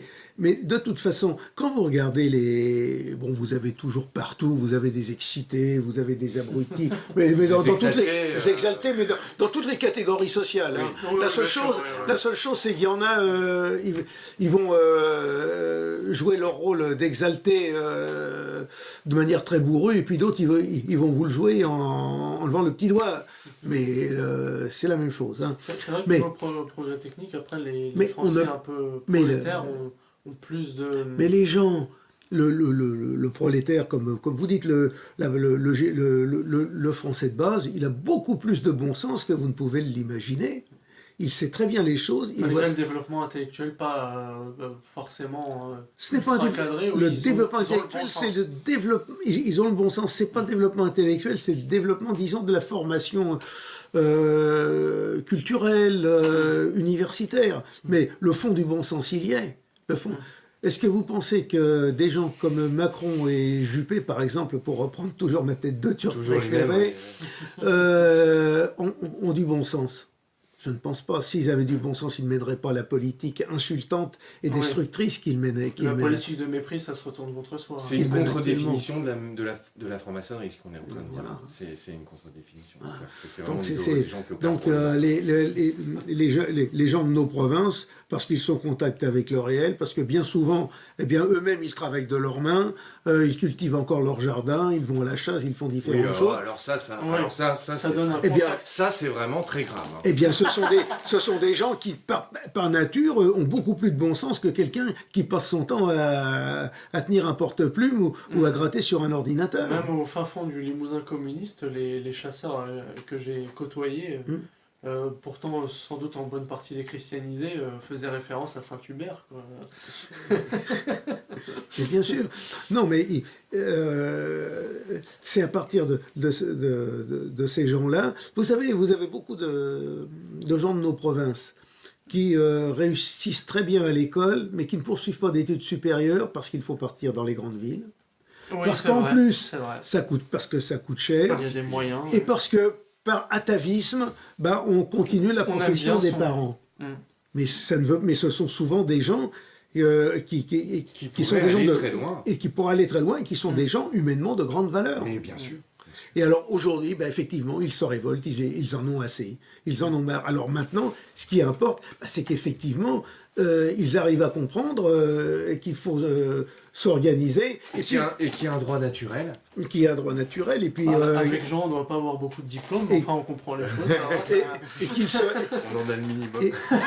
Et que ces gens-là finissent, enfin disons, prennent confiance en eux-mêmes et surtout, pour ceux qui en ont le temps, les capacités, se forment, s'instruisent en dehors des cadres établis. Croyez-moi, je connais un certain nombre de personnes qui, parce que elles étaient catholiques, traditionnalistes, ont compris les origines de la France, et à partir de là se sont formées, se sont instruites. Et je peux vous citer des personnes qui n'ont pas fait de grandes études, mais qui, du point de vue de l'érudition, en remonteraient à beaucoup. Après, certains gilets jaunes qui passent à la télévision, il y a ceux qui participent aux élections européennes, le Vavasseur, etc., ou Jacqueline Moreau, elles ont été rejetées très fortement d'ailleurs. On voit qu'ils n'ont pas forcément toute la dialectique parfois, pour ceux qui sont sélectionnés en tout cas. Ils ont un petit peu de mal. Bon, ils ont l'occasion quand même de placer des petites choses, oligarchie, réponse au complotisme, machin. Il y a des trucs pas trop mal, on peut le dire. Ah mais ils ont au moins compris une chose, effectivement, que nous vivions dans une oligarchie. Et moi je dirais même dans une plutocratie. C'est un mot qui a un peu disparu, mais la plutocratie, qu'est-ce que c'est? C'est tout simplement une oligarchie qui gouverne par l'argent. Qui gouverne par l'argent et par tous les passe-droits que cela lui octroie. Et nous en sommes là aujourd'hui. C'est aussi une façon d'éteindre complètement et de la faire disparaître la théorie du complot. En fait, ce mot, c'est la théorie du complot. En fait, ils appellent elle disparaît complètement. Non, mais ils appellent complotisme quelque chose qui est, je veux dire, dans les réglementations de l'Union européenne. Je sais pas, moi, je pense qu'ils ont... Mais de toute façon, alors quand on nous parle de complotisme, alors je pense qu'il y en a un qui tombe dans le panneau, c'est Macron lui-même. Parce que lorsqu'il nous dit que les Russes manipulent tout par en dessous, il faut faire attention... Alors, c'est qui le complotiste? C'est Marlène Schiappa qui dit que Salvini finance les gilets jaunes. Voilà. Et alors, est-ce que Macron, il complote pas derrière notre dos? Alors, on va être complotiste de complotiste. Non, mais il est avéré. Non, mais c'est vrai. Mais là, c'est ce que je dis. Le complot, ça n'existe pas. Par contre, il y a un projet mondialiste de destruction des nations pour créer un gouvernement gouvernement mondial. Ça, qui c'est est- objectif. qui Même est Jacques avéré. Attali en parle. Comment Jacques Attali en Jacques parle à la Attali en télévision. parle, quoi. mais il ne se cache même pas. C'est écrit, il suffit de chercher, de creuser le sujet. Là, ce sont des faits objectifs, il n'y a pas de complot, c'est simplement un projet politique. Et là où ça m'avait étonné d'ailleurs, Karl Marx, bon, il défendait pas l'aristocratie, c'est un autre projet encore, mais sans doute un sophisme.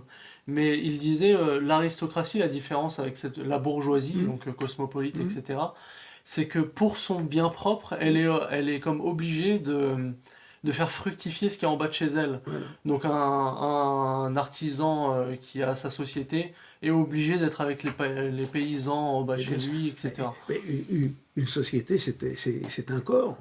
C'est un corps. Il n'y a pas une opposition entre les classes, ou alors il y a une opposition quand c'est une hémorragie, quoi.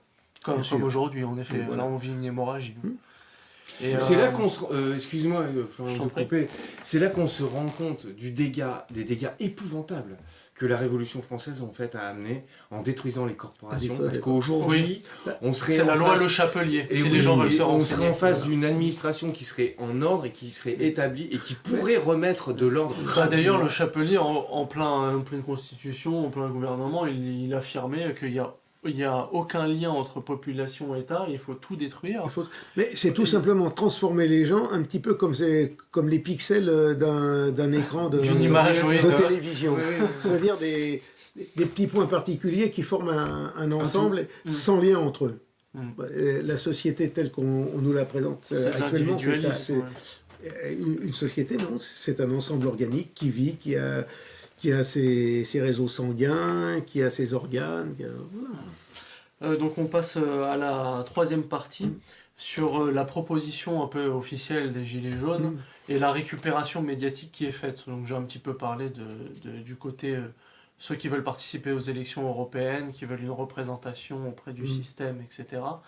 Et d'un autre côté, les leaders de rue un peu officiels qui passent aussi à la télé, comme Drouet, etc., qui finalement, malgré leur vote FN que j'avais spécifié, sont assez récupérés depuis quelques semaines par la France insoumise, le communisme, et on les voit tendre le poing en l'air, etc.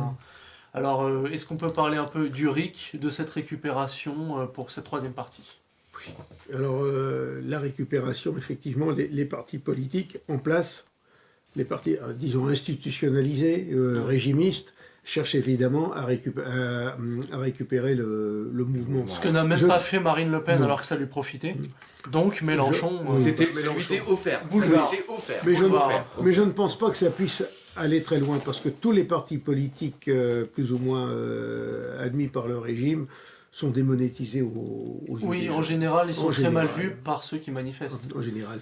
Les gens... Donc ça leur fait un point commun avec le régime, c'est les leaders, mais ils risquent d'être mal vus. Quoi. C'est un malade qui admet la schizophrénie. Quoi. Voilà. C'est tout simple. Voilà. Donc, alors maintenant, cette fameuse question du référendum d'initiative populaire, alors c'est quelque chose, effectivement, le référendum, si nous avions une société organique, vous avez des référendums à chaque échelon du pays, mais les gens traitent le sujet qu'ils connaissent, ils abordent le sujet qu'ils connaissent, ils peuvent traiter en connaissance de cause. Alors là, ça commence à prendre une signification. Oui, c'est vrai. Si vous avez un référendum tel qu'il a été pratiqué, le référendum plébiscitaire, comme De Gaulle l'a institué, mais en reprenant le référendum bonapartiste, à partir de ce moment-là, ça devient beaucoup plus scabreux, parce que vous pouvez, selon la question que vous pouvez poser ou autre, vous pouvez obtenir la réponse que vous voulez.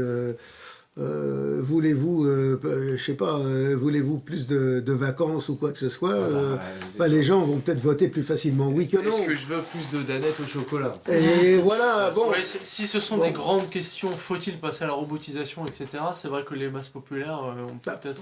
Faut-il passer à la robotisation ? Mais c'est même pas une question qui se pose par référendum. Oui, vous me direz, oui, non, ça c'est non. une question qui se pose par la nécessité, par le... Oui, ça sera un flot humain. Bon, donc c'est autre chose. Oui. C'est tout à fait autre chose. Par contre, vous pouvez avoir des référendums qui ont une certaine valeur à l'échelon national. C'est par exemple, j'ai fait telle politique, approuvez-vous ce qui a été fait depuis 1 an, depuis 2 ans. Alors à ce moment-là, les gens peuvent juger sur pièce, ils disent oui, ils disent non. C'est intéressant, oui. Ça. Là, c'est autre chose. C'est d'ailleurs le type de référendum qui a été appliqué dans les régimes nationalistes de l'entre-deux-guerres. C'est pour ça d'ailleurs qu'ils ont été tant décriés. Ouais, ils travaillaient pour leur population, c'est quand même. Ils travaillaient pour la population, c'est voilà. Ce qui était extraordinaire. Après, la personnalité publique qui est ressortie un peu de ce RIC et tout ça, c'est Étienne Chouard, parce qu'il propose la démocratie à l'athénienne, vous savez. Oui, mais la démocratie à l'athénienne, ça va dans un village de 200 habitants, voire 2000 habitants. C'est d'ailleurs ce qui avait été plus ou moins convenu dans l'État français dans les années 40. Et c'est même d'ailleurs la proposition de Rousseau, puisque Rousseau disait au-delà de 200 personnes, la démocratie ne peut pas fonctionner. Même lui n'y croit pas, alors que c'est un apôtre des Lumières. Okay, et voilà. Et enfin, si j'ose dire. Et donc, le référendum d'initiative populaire, oui, et ça fonctionne essentiellement à l'échelon local. Oui, donc vous êtes pour une démocratie organique qui est locale, donc, voilà. Et pas nationale. Si vous prenez à l'échelon national, alors il faut bien faire attention à une chose. Parce qu'il y a 65 millions de personnes. Là. Si vous avez le cadre, il faut, disons, ce qu'on pourrait appeler une culture du référendum. Ouais. Si vous prenez la Suisse, elle a, depuis 1850, 60, la culture, si on peut dire, la pratique du référendum d'initiative populaire. Ouais. Ça fonctionne très bien. En France, si du jour au lendemain vous instituez le référendum d'initiative populaire, les gens bien souvent ne vont pas se prononcer sur la question, mais pour ou contre la personne qui aura posé la question. Donc, avant de mettre en place un tel système, il faut, à mon avis, y aller progressivement. Et si vous prenez les votations en Suisse, je crois qu'il y en a à peu près que 10% de toutes ces votations à l'échelon national qui ont été votées de manière favorable. Donc, on ne peut pas non plus dire que les gens votent n'importe comment, que le peuple vote n'importe comment. Les gens réfléchissent, il y a toujours un bon sens populaire. Mais en France, il faut faire attention lorsqu'on instaure si on instaure une chose comme ça, il faut accepter que pendant les premières années, ils servent de défouloir. Absolument. C'est quelque chose... inévitable. C'est inévitable, oui. C'est inévitable. Hein. Lorsqu'on a voté en 69 sur le projet de Gaulle de réforme du Sénat et de régionalisation ou de corporatisme qu'il voulait un peu mettre en place, on n'a pas voté pour son projet, on a voté contre De Gaulle. C'était le fond. Quand on a voté pour Maastricht en 92, on a voté contre Mitterrand. On a voté contre Mitterrand, ou alors on a voté pour parce qu'il avait mal à la prostate. Ah oui, ça c'était une autre histoire. Ça va pas très loin, ouais. Mais non, mais voilà, donc utiliser il faut bien réfléchir à la question. Ensuite, quand vous allez mettre en place un référendum d'initiative populaire, même à l'échelon local ou régional, ça ne fonctionne que quand vous avez une communauté ethnique et culturelle homogène. Si demain, dans une région, comme il y a des villes comme Roubaix ou autres, vous avez une majorité musulmane, et qu'elle décide, par exemple, voulez-vous qu'on applique la charia à Roubaix ? Et que vous ayez une population musulmane à 50 ou 60% qui vote oui. Eh bien, vous avez... La charia, elle est installée. Par la démocratie. Donc le référendum d'initiative populaire, on ne peut pas l'appliquer comme ça.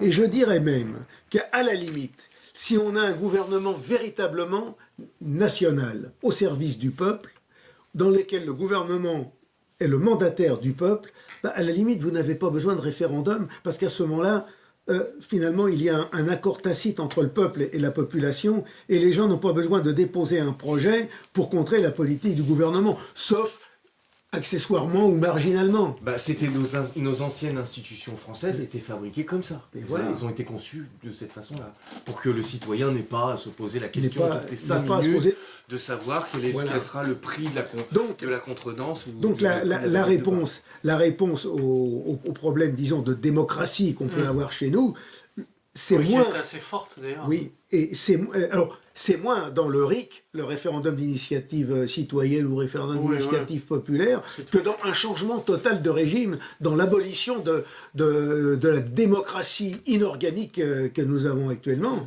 mais pour établir véritablement une démocratie organique, c'est-à-dire une démocratie fondée sur les libertés et la compétence des gens dans leur catégorie de terroir professionnel et autres, et social, et non pas dans une démocratie de la liberté, une liberté totalement indéfinie, totalement abstraite, avec un gouvernement qui ne représente que lui-même et qui représente l'étranger, comme c'est le cas actuellement, et qui n'amène absolument à rien. Alors on comprend très bien que les gens demandent ça parce qu'ils veulent la parole. Ils veulent la parole. Oui, on sent bien que c'est surtout ça qui Mais c'est surtout ça. Mais si vous avez un véritable gouvernement du peuple, un véritable gouvernement dirigé par des élites nationales et qui parle pour le peuple. Il n'y aura pas besoin d'être plaintif. Oui. Mais à la limite, même si vous établissez le référendum d'initiative populaire libre comme en Suisse, mais vous verrez qu'il y en aura assez peu. Alors, il y a encore autre chose comme sujet interne, si j'ose dire. J'ai vu l'Observatoire du conspirationnisme, qui est vraiment une structure. Hein. Là aussi, ils ont sorti 2 statistiques et en effet, le régime a du souci à se faire parce que d'un côté, le complotisme et la défiance vis-à-vis des informations données dans les médias est en forte augmentation. C'est presque la moitié de la population qui veut pas en entendre parler. Et même de l'autre côté aussi, la baisse du shoatisme, le fait d'être à fond sur la Shoah, le génocide, etc., tel qu'il est présenté. Donc ça, c'est vraiment un gros marqueur aussi. Et forcément, Bernard-Henri Lévy, j'imagine qu'il voit là une révolte en fait qui va dans ce sens-là. C'est une révolte contre tout ce qui est contraire à la France éternelle, si on veut dire. En gros, on rejette les greffes qui ne prennent pas et qui ne peuvent pas prendre, quoi. C'est tout. Bon. Il ne faut pas voir ça plus loin. Puis il y a quand même du coup les mesures qui sont prises en réaction. Puisque là, je vois avec l'État macronien, il faudrait interdire de réseaux sociaux tous ceux qui ont été condamnés une fois pour opinion déviante judiciairement, etc. Il y a des choses comme ça. Bon, c'était déjà effectif sur les réseaux sociaux parce qu'on est retracé par l'adresse IP et si on se fait supprimer le compte, il ne revient pas. Ça existait déjà plus ou moins. Mais là, ils veulent carrément le rendre administratif. Mais de toute façon, vous savez, vous connaissez la parabole de l'eau. Vous voulez empêcher l'eau de couler, alors vous construisez un barrage. Puis vous voyez l'eau qui va arriver au-dessus, alors vous construisez encore plus haut. Puis vous construisez encore plus haut. Et puis il y a un moment où le barrage cède, où l'eau passe par-dessus. Parce que vous ne pouvez pas y arriver. Il y a aussi l'image d'éponger le rez-de-chaussée alors qu'à l'étage, le robinet fuit. Oui. Donc, mais ils peuvent prendre toutes les mesures qu'ils veulent. S'ils continuent une politique contraire aux intérêts de la France et aux intérêts des Français, alors qu'on leur demande de travailler... Et aujourd'hui, nous ne pouvons pas savoir comment va évoluer le mouvement actuel, la révolte actuelle. Mais nous sommes entrés dans un processus révolutionnaire qui va durer sur le temps. Et qui va durcir certaines... Ça va prendre une décennie, 2 décennies. Mais des crises économiques qui vont surgir vont accélérer le processus. Le gouvernement lui-même est son premier ennemi parce que on parlait des élites, mais ces élites sont tellement hors sol, donc ont tellement de mal à comprendre les vrais problèmes, les vraies réalités du pays qu'elles travaillent contre elles-mêmes. Par leurs réactions, par leurs attitudes, par leur façon de faire. On le voit bien depuis plusieurs mois. Oui, les déclarations de Macron, il y en a eu quelques-unes. Moi, je les ai relues, mais c'est pas possible. C'est hallucinant. L'autre, là, le griveau de service, qui en a rajouté à n'en plus finir. On a Trudeau au Québec là, qui est d'un gauchisme record du monde. On lui livrait presque la médaille d'or aussi dans ses déclarations. Et est-ce que, à travers ce progrès technique, c'est vrai que l'ère de l'imprimerie avait mis fin d'une certaine manière à la société d'Ancien Régime. D'ailleurs, dans l'encyclopédie, les encyclopédistes étaient quasiment tous francs-maçons, ils ont travaillé intellectuellement la population, etc. Maintenant, on est à un magistère du judaïsme politique, comme vous dites, et on arrive à l'ère du numérique, et c'est justement là-dessus que se fait l'opposition. Alors on se dit, est-ce que ce progrès technique ne va pas leur exploser à la figure? C'est fort probable. J'ai l'impression que nous sommes en train d'assister à ça. Et c'est pour cette raison qu'ils cherchent à le noyauter. C'est sûr, voilà. Du coup, il ne faut pas faire trop attention à ces récupérations de black bloc, de gauchisme. C'est plus large que ça, disons. Beaucoup plus large, oui. Faut approcher le phénomène de près, mais moi je peux t'assurer que généralement ces gens-là, soit tu les agresses avec des mots clairs et nets, waouh, je t'aboie dessus, tu sais. Bah, en même temps, Je suis clairement une personne. malheureusement, ils arrivent à faire beaucoup de bruit parce que la masse de gilets jaunes n'a pas une unification cohérente, etc. Donc Non, forcément, mais s'il y a un groupe gauchiste cohérent entre eux, bah, ils font beaucoup plus de bruit, ils gênent, ils sont pas arrêtables, quoi. Oui. Mais non. Ça, c'est sûr. Puis après, il y a aussi le niveau de la censure qui va s'accélérer Alors, parce la qu'on sait censure que qui va... Oui, bien sûr. pour les sites internet, donc il y a démocratie participative qui a été interdit en France, parce qu'il est le site le plus radical, même primaire pour le régime, etc. Et on sent que ça va s'étendre à d'autres parce qu'ils avaient proposé ensuite de même supprimer égalité-réconciliation, même dissoudre l'association. Il y a Laurent Wauquiez qui est passé à la télé pour le dire. Donc ça avait quand même fait beaucoup de bruit tout ça. Démocratie participative, égalité-réconciliation. Blanche Europe, ils avaient parlé, je crois, il y a quelques sites comme ça qui étaient ressortis. Et on se doute bien que les nationalistes sont en première ligne, quoi. Oh, les nationalistes sont en première ligne, mais là, de toute façon, nous sommes habitués à nous battre contre le système pour l'abattre. Bon, c'est pas nouveau. Les nationalistes sont là. Aujourd'hui, nous subissons leur république, nous subissons un régime, mais nous ne l'acceptons pas, nous le considérons comme nul et non avenu. Oui, demain, qu'est-ce qu'il en sera? Donc, nous avons la répression contre nous, eh bien c'est tout, mais de toute façon, l'erreur ne devient pas vérité, même si elle se propage et se multiplie. Donc nous continuerons, et les faits nous donneront raison. Malgré que Voltaire disait « mentez 100 fois, il en restera quelque chose ». Oui, mais vous ne pouvez pas construire un régime durable sur de fausses bases. Or, le régime actuel est construit sur des sophismes, des erreurs philosophiques, sur des abstractions philosophiques qui n'ont aucun rapport avec le réel. Donc comment pouvez-vous construire un monde avec des idées qui ne correspondent pas au réel? Nécessairement, à un moment ou à un autre, il s'effondre. Puis des incohérences aussi historiques. Des incohérences historiques. Parce que, là, il y a beaucoup de travail. Il y en a aussi. Voilà. Arrête de parler de la loi Guesson comme ça. Du coup, comme vous avez débuté, est-ce qu'on peut en venir aux conclusions par rapport aux conclusions qu'il faut tirer? Du coup, crise économique d'un côté, crise spirituelle, et la réaction que nous devons avoir pour la réaction constituée, quoi.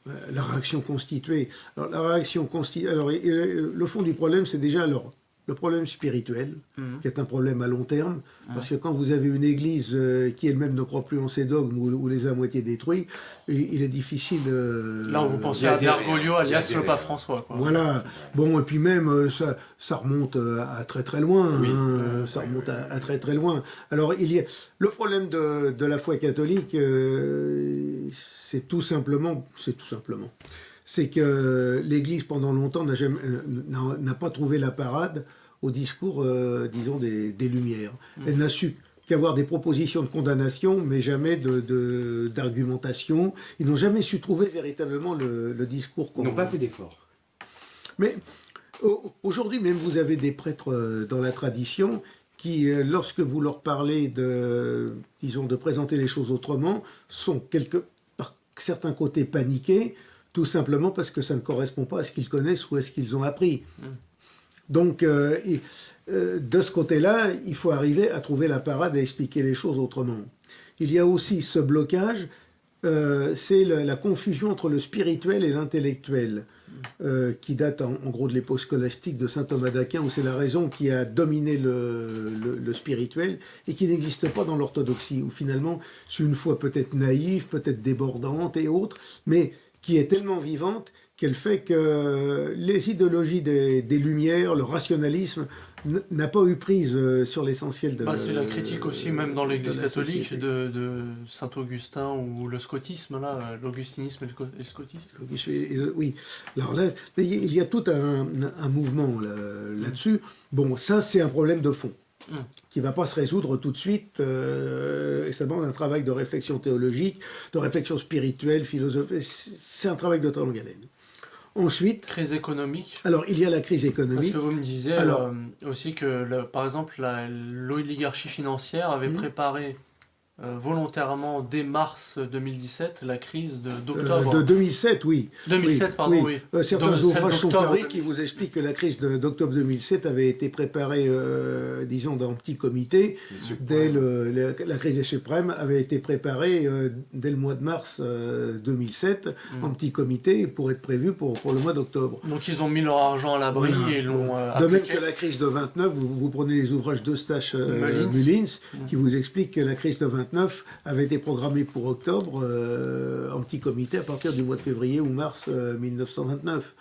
Bon, et vous avez une Vu crise... la situation, Voilà. on se doute. Bon, mais de toute façon, il ne faut pas être grand clair pour se rendre compte que quand vous avez des prêts, une débauche de prêts sans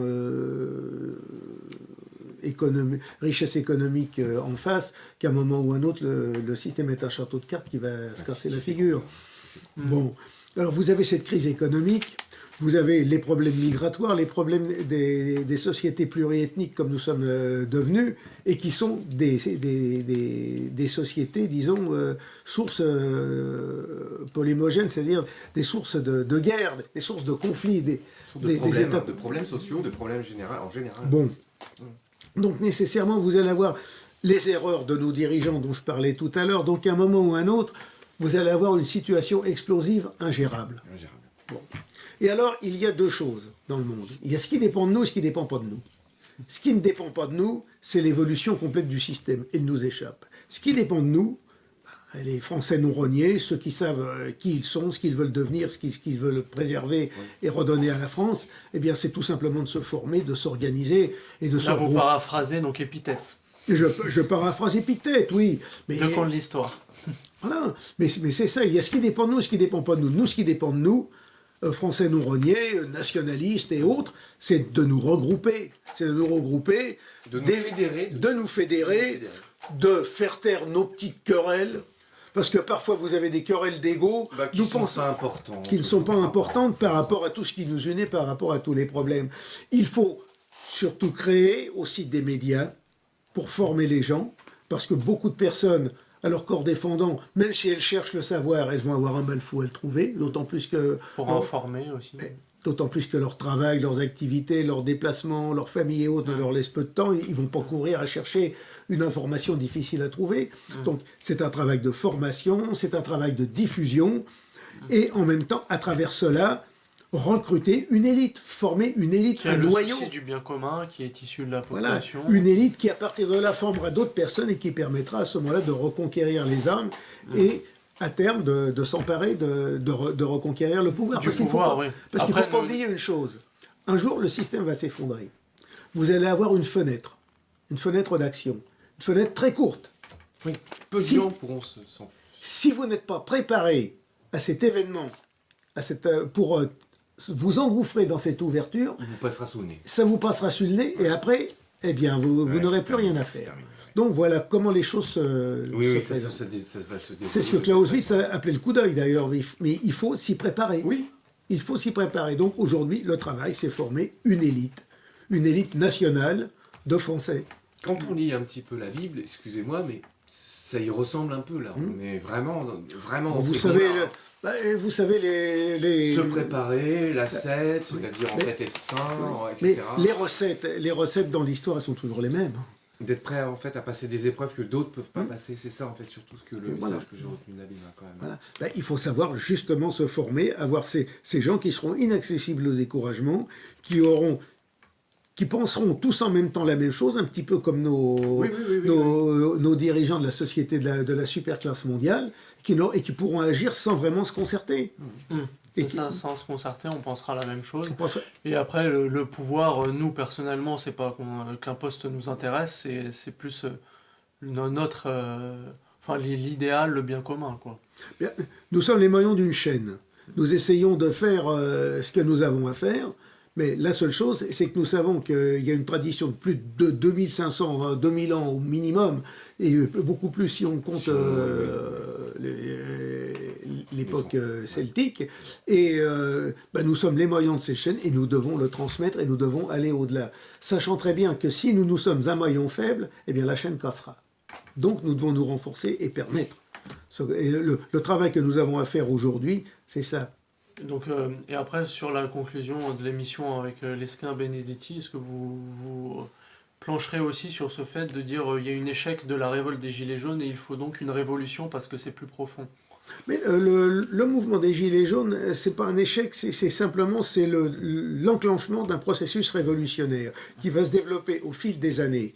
Et un processus révolutionnaire ne devient véritablement, disons, un mouvement révolutionnaire actif que s'il y a une minorité, une élite qui prend en main la révolte, qui la structure et qui lui permet à un moment ou à un autre de s'emparer du pouvoir par le vide politique créé, par la dissolution des élites et leur faillite. Car un pouvoir en général, il ne va pas se prendre par la force et par les baïonnettes, sauf d'une manière un peu spectaculaire. Il se prend tout simplement parce qu'il s'évanouit et puis il est à ramasser, il est à prendre pour celui qui est le premier à... Oui, à ramasser la couronne dans le ruisseau, on va dire. Un peu comme Hitler a fait ça. Dans le ruisseau. C'est Napoléon, pardon. Oui, Napoléon aussi. Oui. Napoléon aussi, oui, les mais empereurs souvent. on nous dit... mais ramasse la couronne dans le ruisseau. Aujourd'hui, c'est toujours à peu près la même histoire. Hein. Voilà. Mais aujourd'hui, vous avez ce problème avec les forces de police et autres. Mais pourquoi ils ne nous rejoignent pas? Ils sont dans le même problème que nous. Bon, ben eux, ils ont leur croûte à gagner, ils ont leur famille. Certains, d'ailleurs, sont contre nous. Mais on trouve toutes les opinions, ça. Oui. Bon, on trouve de tout. Même, il faut dire que même aujourd'hui... Après, c'est un corps d'État, donc il obéit de toute façon aux lois actuelles. Nous avons le régime, ils nous obéiront. Et même, il faut dire une chose, c'est qu'il y a une force de police européenne, dont on parle très peu, dont le gouvernement français aujourd'hui peut demander l'emploi, peut demander l'aide. Il y a eu un traité qui a été signé à Velsen, je crois que c'est en Hollande, en octobre 2007, qui permet de faire appel à des forces de police européennes pour se substituer aux forces de police d'un État national si celles-ci ne veulent pas suivre. Mais ça, faut le savoir. Hein. Donc... le jour où le pouvoir bascule, c'est lorsque vous avez, disons, les forces de garde du régime qui elles-mêmes basculent. Ça, excusez-moi, monsieur Mondillon. C'est ce qui a plongé l'Espagne dans la guerre. La guerre d'Espagne. Mais bien sûr, l'Espagne a été plongée dans la guerre de cette façon-là, exactement.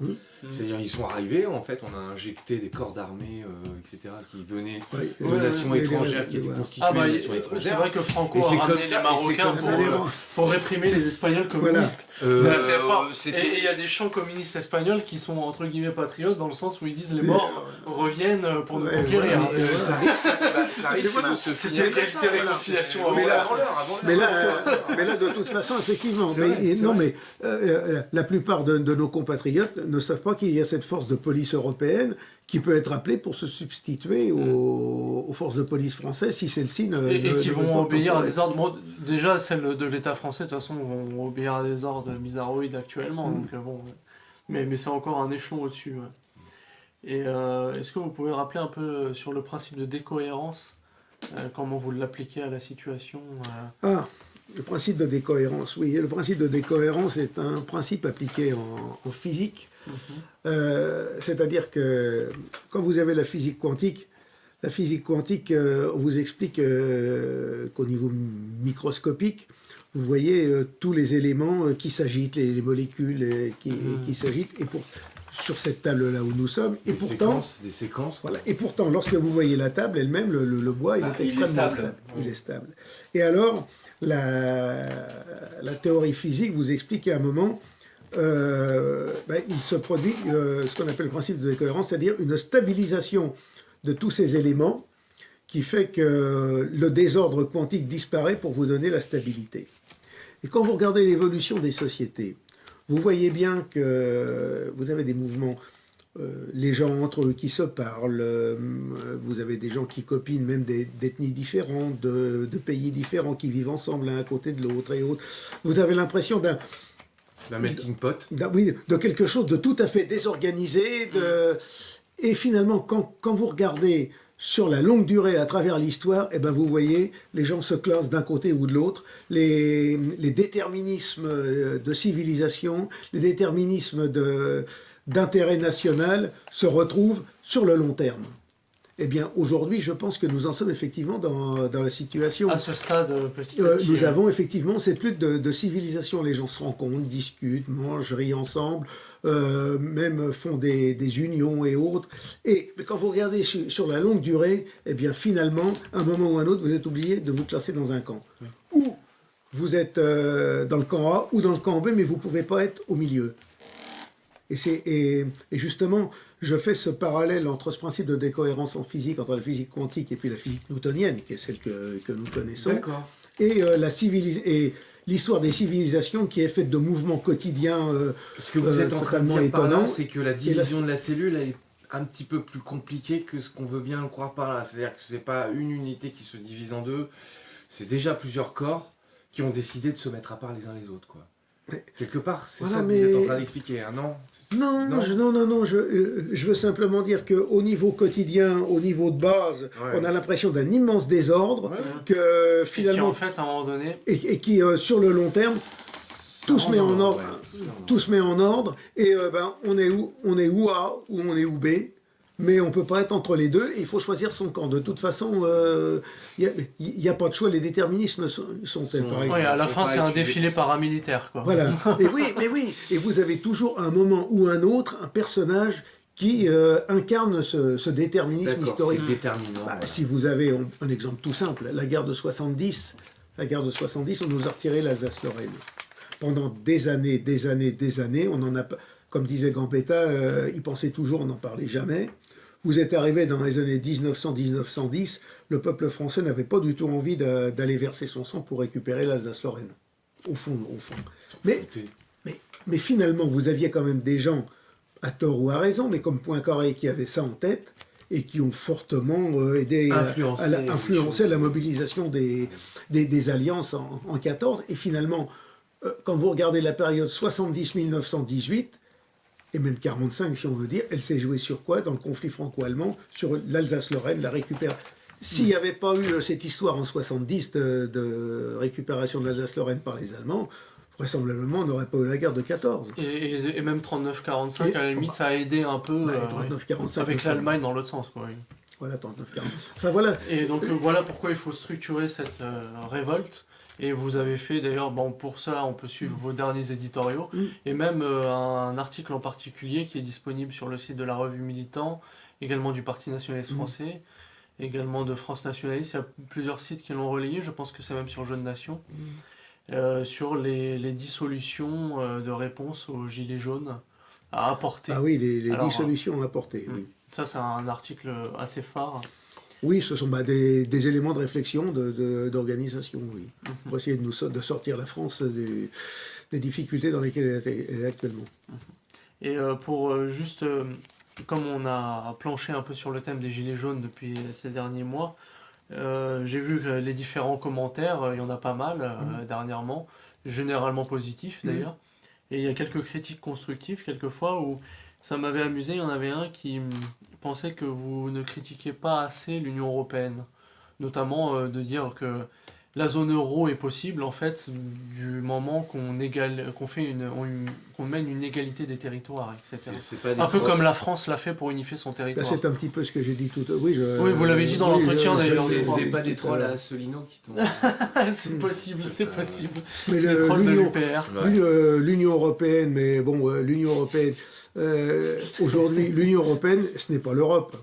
Parce qu'à partir du moment où on établit une frontière, qu'on exclut, disons, l'essentiel des peuples slaves, c'est pas l'Europe. Pas juste parce qu'ils ne sont pas d'accord politiquement. Oui. Ou... Et de toute façon, l'Europe ne se sauvera qu'en prenant en compte elle-même les intérêts de la Sibérie.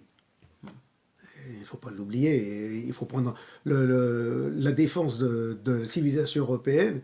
Et commence à Khabarovsk et à Vladivostok. Oui, c'est un peu comme l'invasion de l'Empire ottoman qui déborde jusqu'à Europe de l'Est et centrale. Et bien ça donne la bataille de Lépante avec le Saint-Empire romain germanique. Ce qui se passe là-bas... Là, ça peut faire l'objet encore d'un autre sujet. Mais si aujourd'hui il y a une entente entre la Chine et la Russie, les Chinois présentent des cartes de la Sibérie en montrant tous les territoires qui leur appartenaient avant le traité de Nertchinsk. Ah oui, oui, bien sûr. Et quand vous avez plus de 200-300 millions de personnes face à 9-10 millions de personnes, côté russe... ça va pas faire long feu. Ils sont 149 millions de personnes. Donc il est extrêmement important. Nous, la défense de notre civilisation, de l'ère européenne, et c'est pour ça que je dis, elle commence à Khabarovsk et à Vladivostok, à l'est. C'était une déclaration de Jean-Marie Le Pen à l'époque, je me souviens de... Il l'avait dit, bon. Ouais, mais elle commence, et puis comme nous, elle commence... En parlant d'Europe boréale, ça peut être retrouvable. Voilà, et comme nous, elle commence à Lampedusa. C'est presque de l'aube dorée. Elle commence à Lampedusa, et au sud, elle commence à Lampedusa, à Chypre, et puis à Ceuta et Melilla. Hein. C'est ça, ouais. Il y a aussi le nom d'Andalouse qui prend un autre terme en version européenne, je ne sais plus lequel est-il d'ailleurs.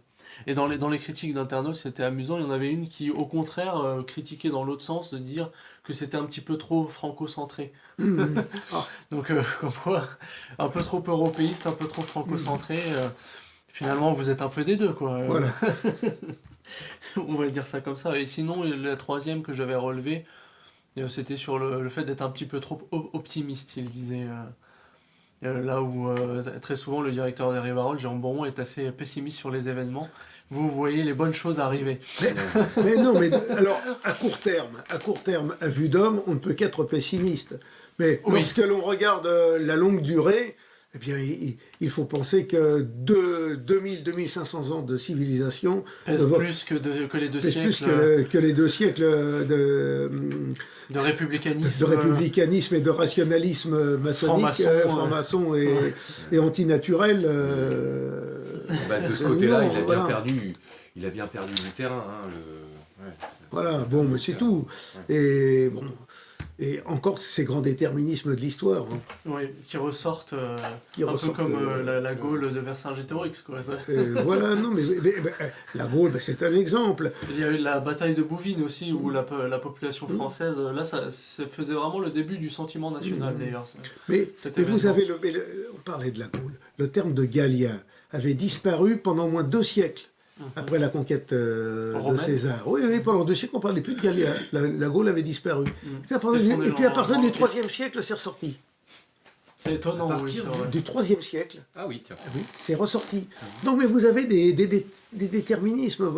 Donc l'espérance, et tant que nous sommes en vie, tant qu'il restera quelqu'un conscient des origines de son pays, la partie n'est pas perdue. Et puis comme quoi la revue Militant... intéresse même au-delà des frontières. Il y a même des articles sur les gilets jaunes qui sont traduits en russe. Oui, effectivement. Donc c'est pas rien. Du coup, je pense qu'on a fait le tour. On a fait le tour. Et est-ce que vous pouvez terminer tout de même en donnant, donc, par rapport à la revue papier, les détails d'abonnement, de site internet, de contact. Voilà, la revue papier, Alors, voilà. Alors, la revue Militant, pour la regarder sur Internet... Je vais la montrer, en fait, aux internautes qui ne voient pas la couverture de la revue. Je vais essayer de la glisser comme ça. Donc, sur la seconde... seconde caméra. Voilà. Alors, et pour donner les prix d'abonnement d'abord. Alors, les prix d'abonnement. Alors, la revue Militant, on peut aller voir sur la revue-militant.fr. Le petit tiré du 6. Voilà, du 6. Et vous avez alors à ce moment-là les conditions d'abonnement. Alors, vous pouvez vous abonner pour 6 mois renouvelables une fois. L'abonnement normal, c'est 59 €. L'abonnement renforcé à l'année. L'abonnement renforcé, 82 €. Vous pouvez alors vous abonner ou par chèque, ou par PayPal, ou même vous pouvez faire un virement mensuel de 5 € tous les mois. Ça fait même pas le prix d'un paquet de cigarettes maintenant. Et puis en plus c'est très dense quoi. Je veux dire pour le peu d'argent que les gens vont dépenser. Oui, il y a bien 16 pages couleurs. La information, dernière, formation. Le dernier numéro, je vais lire le sommaire. Oui. Bon alors l'éditorial Gilets jaunes, évitez l'impasse. Ensuite un article d'Albert Feur sur le traité d'Aix-la-Chapelle. Le référendum d'initiative populaire, un dossier. Ensuite, la monnaie structurale, l'irrédentisme chinois en Sibérie, dont nous parlions, de Nicolas Ougarov, l'armée française sous goutte à goutte américain, de François Palafitte, et puis la chronique impertinente, qui est un ensemble de brèves d'actualité. Un peu humoristique. Voilà. Ouais. Voilà. Et du coup, on voit bien qu'il y a d'actualité nationale, internationale, de la géopolitique, Voilà. un petit peu de tout. Avec en prime un courrier des lecteurs. Oui, et puis d'ailleurs, on peut à cette occasion donner le courriel pour que vous soyez contacté. Il y a également la section contact sur le site. Et puis, il faut savoir que les gens qui ont les capacités de quoi rédiger peuvent aussi proposer leurs articles. Ah oui, les gens qui veulent sur la revue militante. Éventuellement dire un petit mot aussi pour les gens qui commentent des fois, alors peut-être intelligemment et aussi critique constructive, on aime bien. Voilà. Sur YouTube, sur notre chaîne, sur la chaîne de militants. Oui, la chaîne donc de YouTube. Oui, en fait, on va pas toujours répondre, hein, c'est comme ça. Et pour ceux qui veulent écrire, alors ils écrivent à Militants, boîte postale 154, 75 463, Paris, CEDEX 10. Et puis il y a le courriel aussi, il y a le mail électronique, c'est contact@journal-militant.fr. Oui. .fr, c'est ça, oui, d'accord. Revue-militant. Le mail, non, il est resté au journal. Ouais. Ah oui, c'est resté à journal. Du coup, faudrait vérifier. Ouais, c'est affiché ça pour les de toute internautes. façon, les gens peuvent toujours nous écrire à la boîte postale. Voilà. Très bien, donc voilà pour l'État français qui joue la sourde oreille vis-à-vis de sa population. Je pense qu'on a traité... Bon, en tout cas, moi, merci. J'ai vraiment passé un très bon moment, franchement, parce que M. Gandillon est rentré dans un vif du sujet, pas mal de choses. Merci de votre collaboration. Merci Florian. Merci Jean. Merci M. Gandillon. À la prochaine. À la prochaine. Au revoir.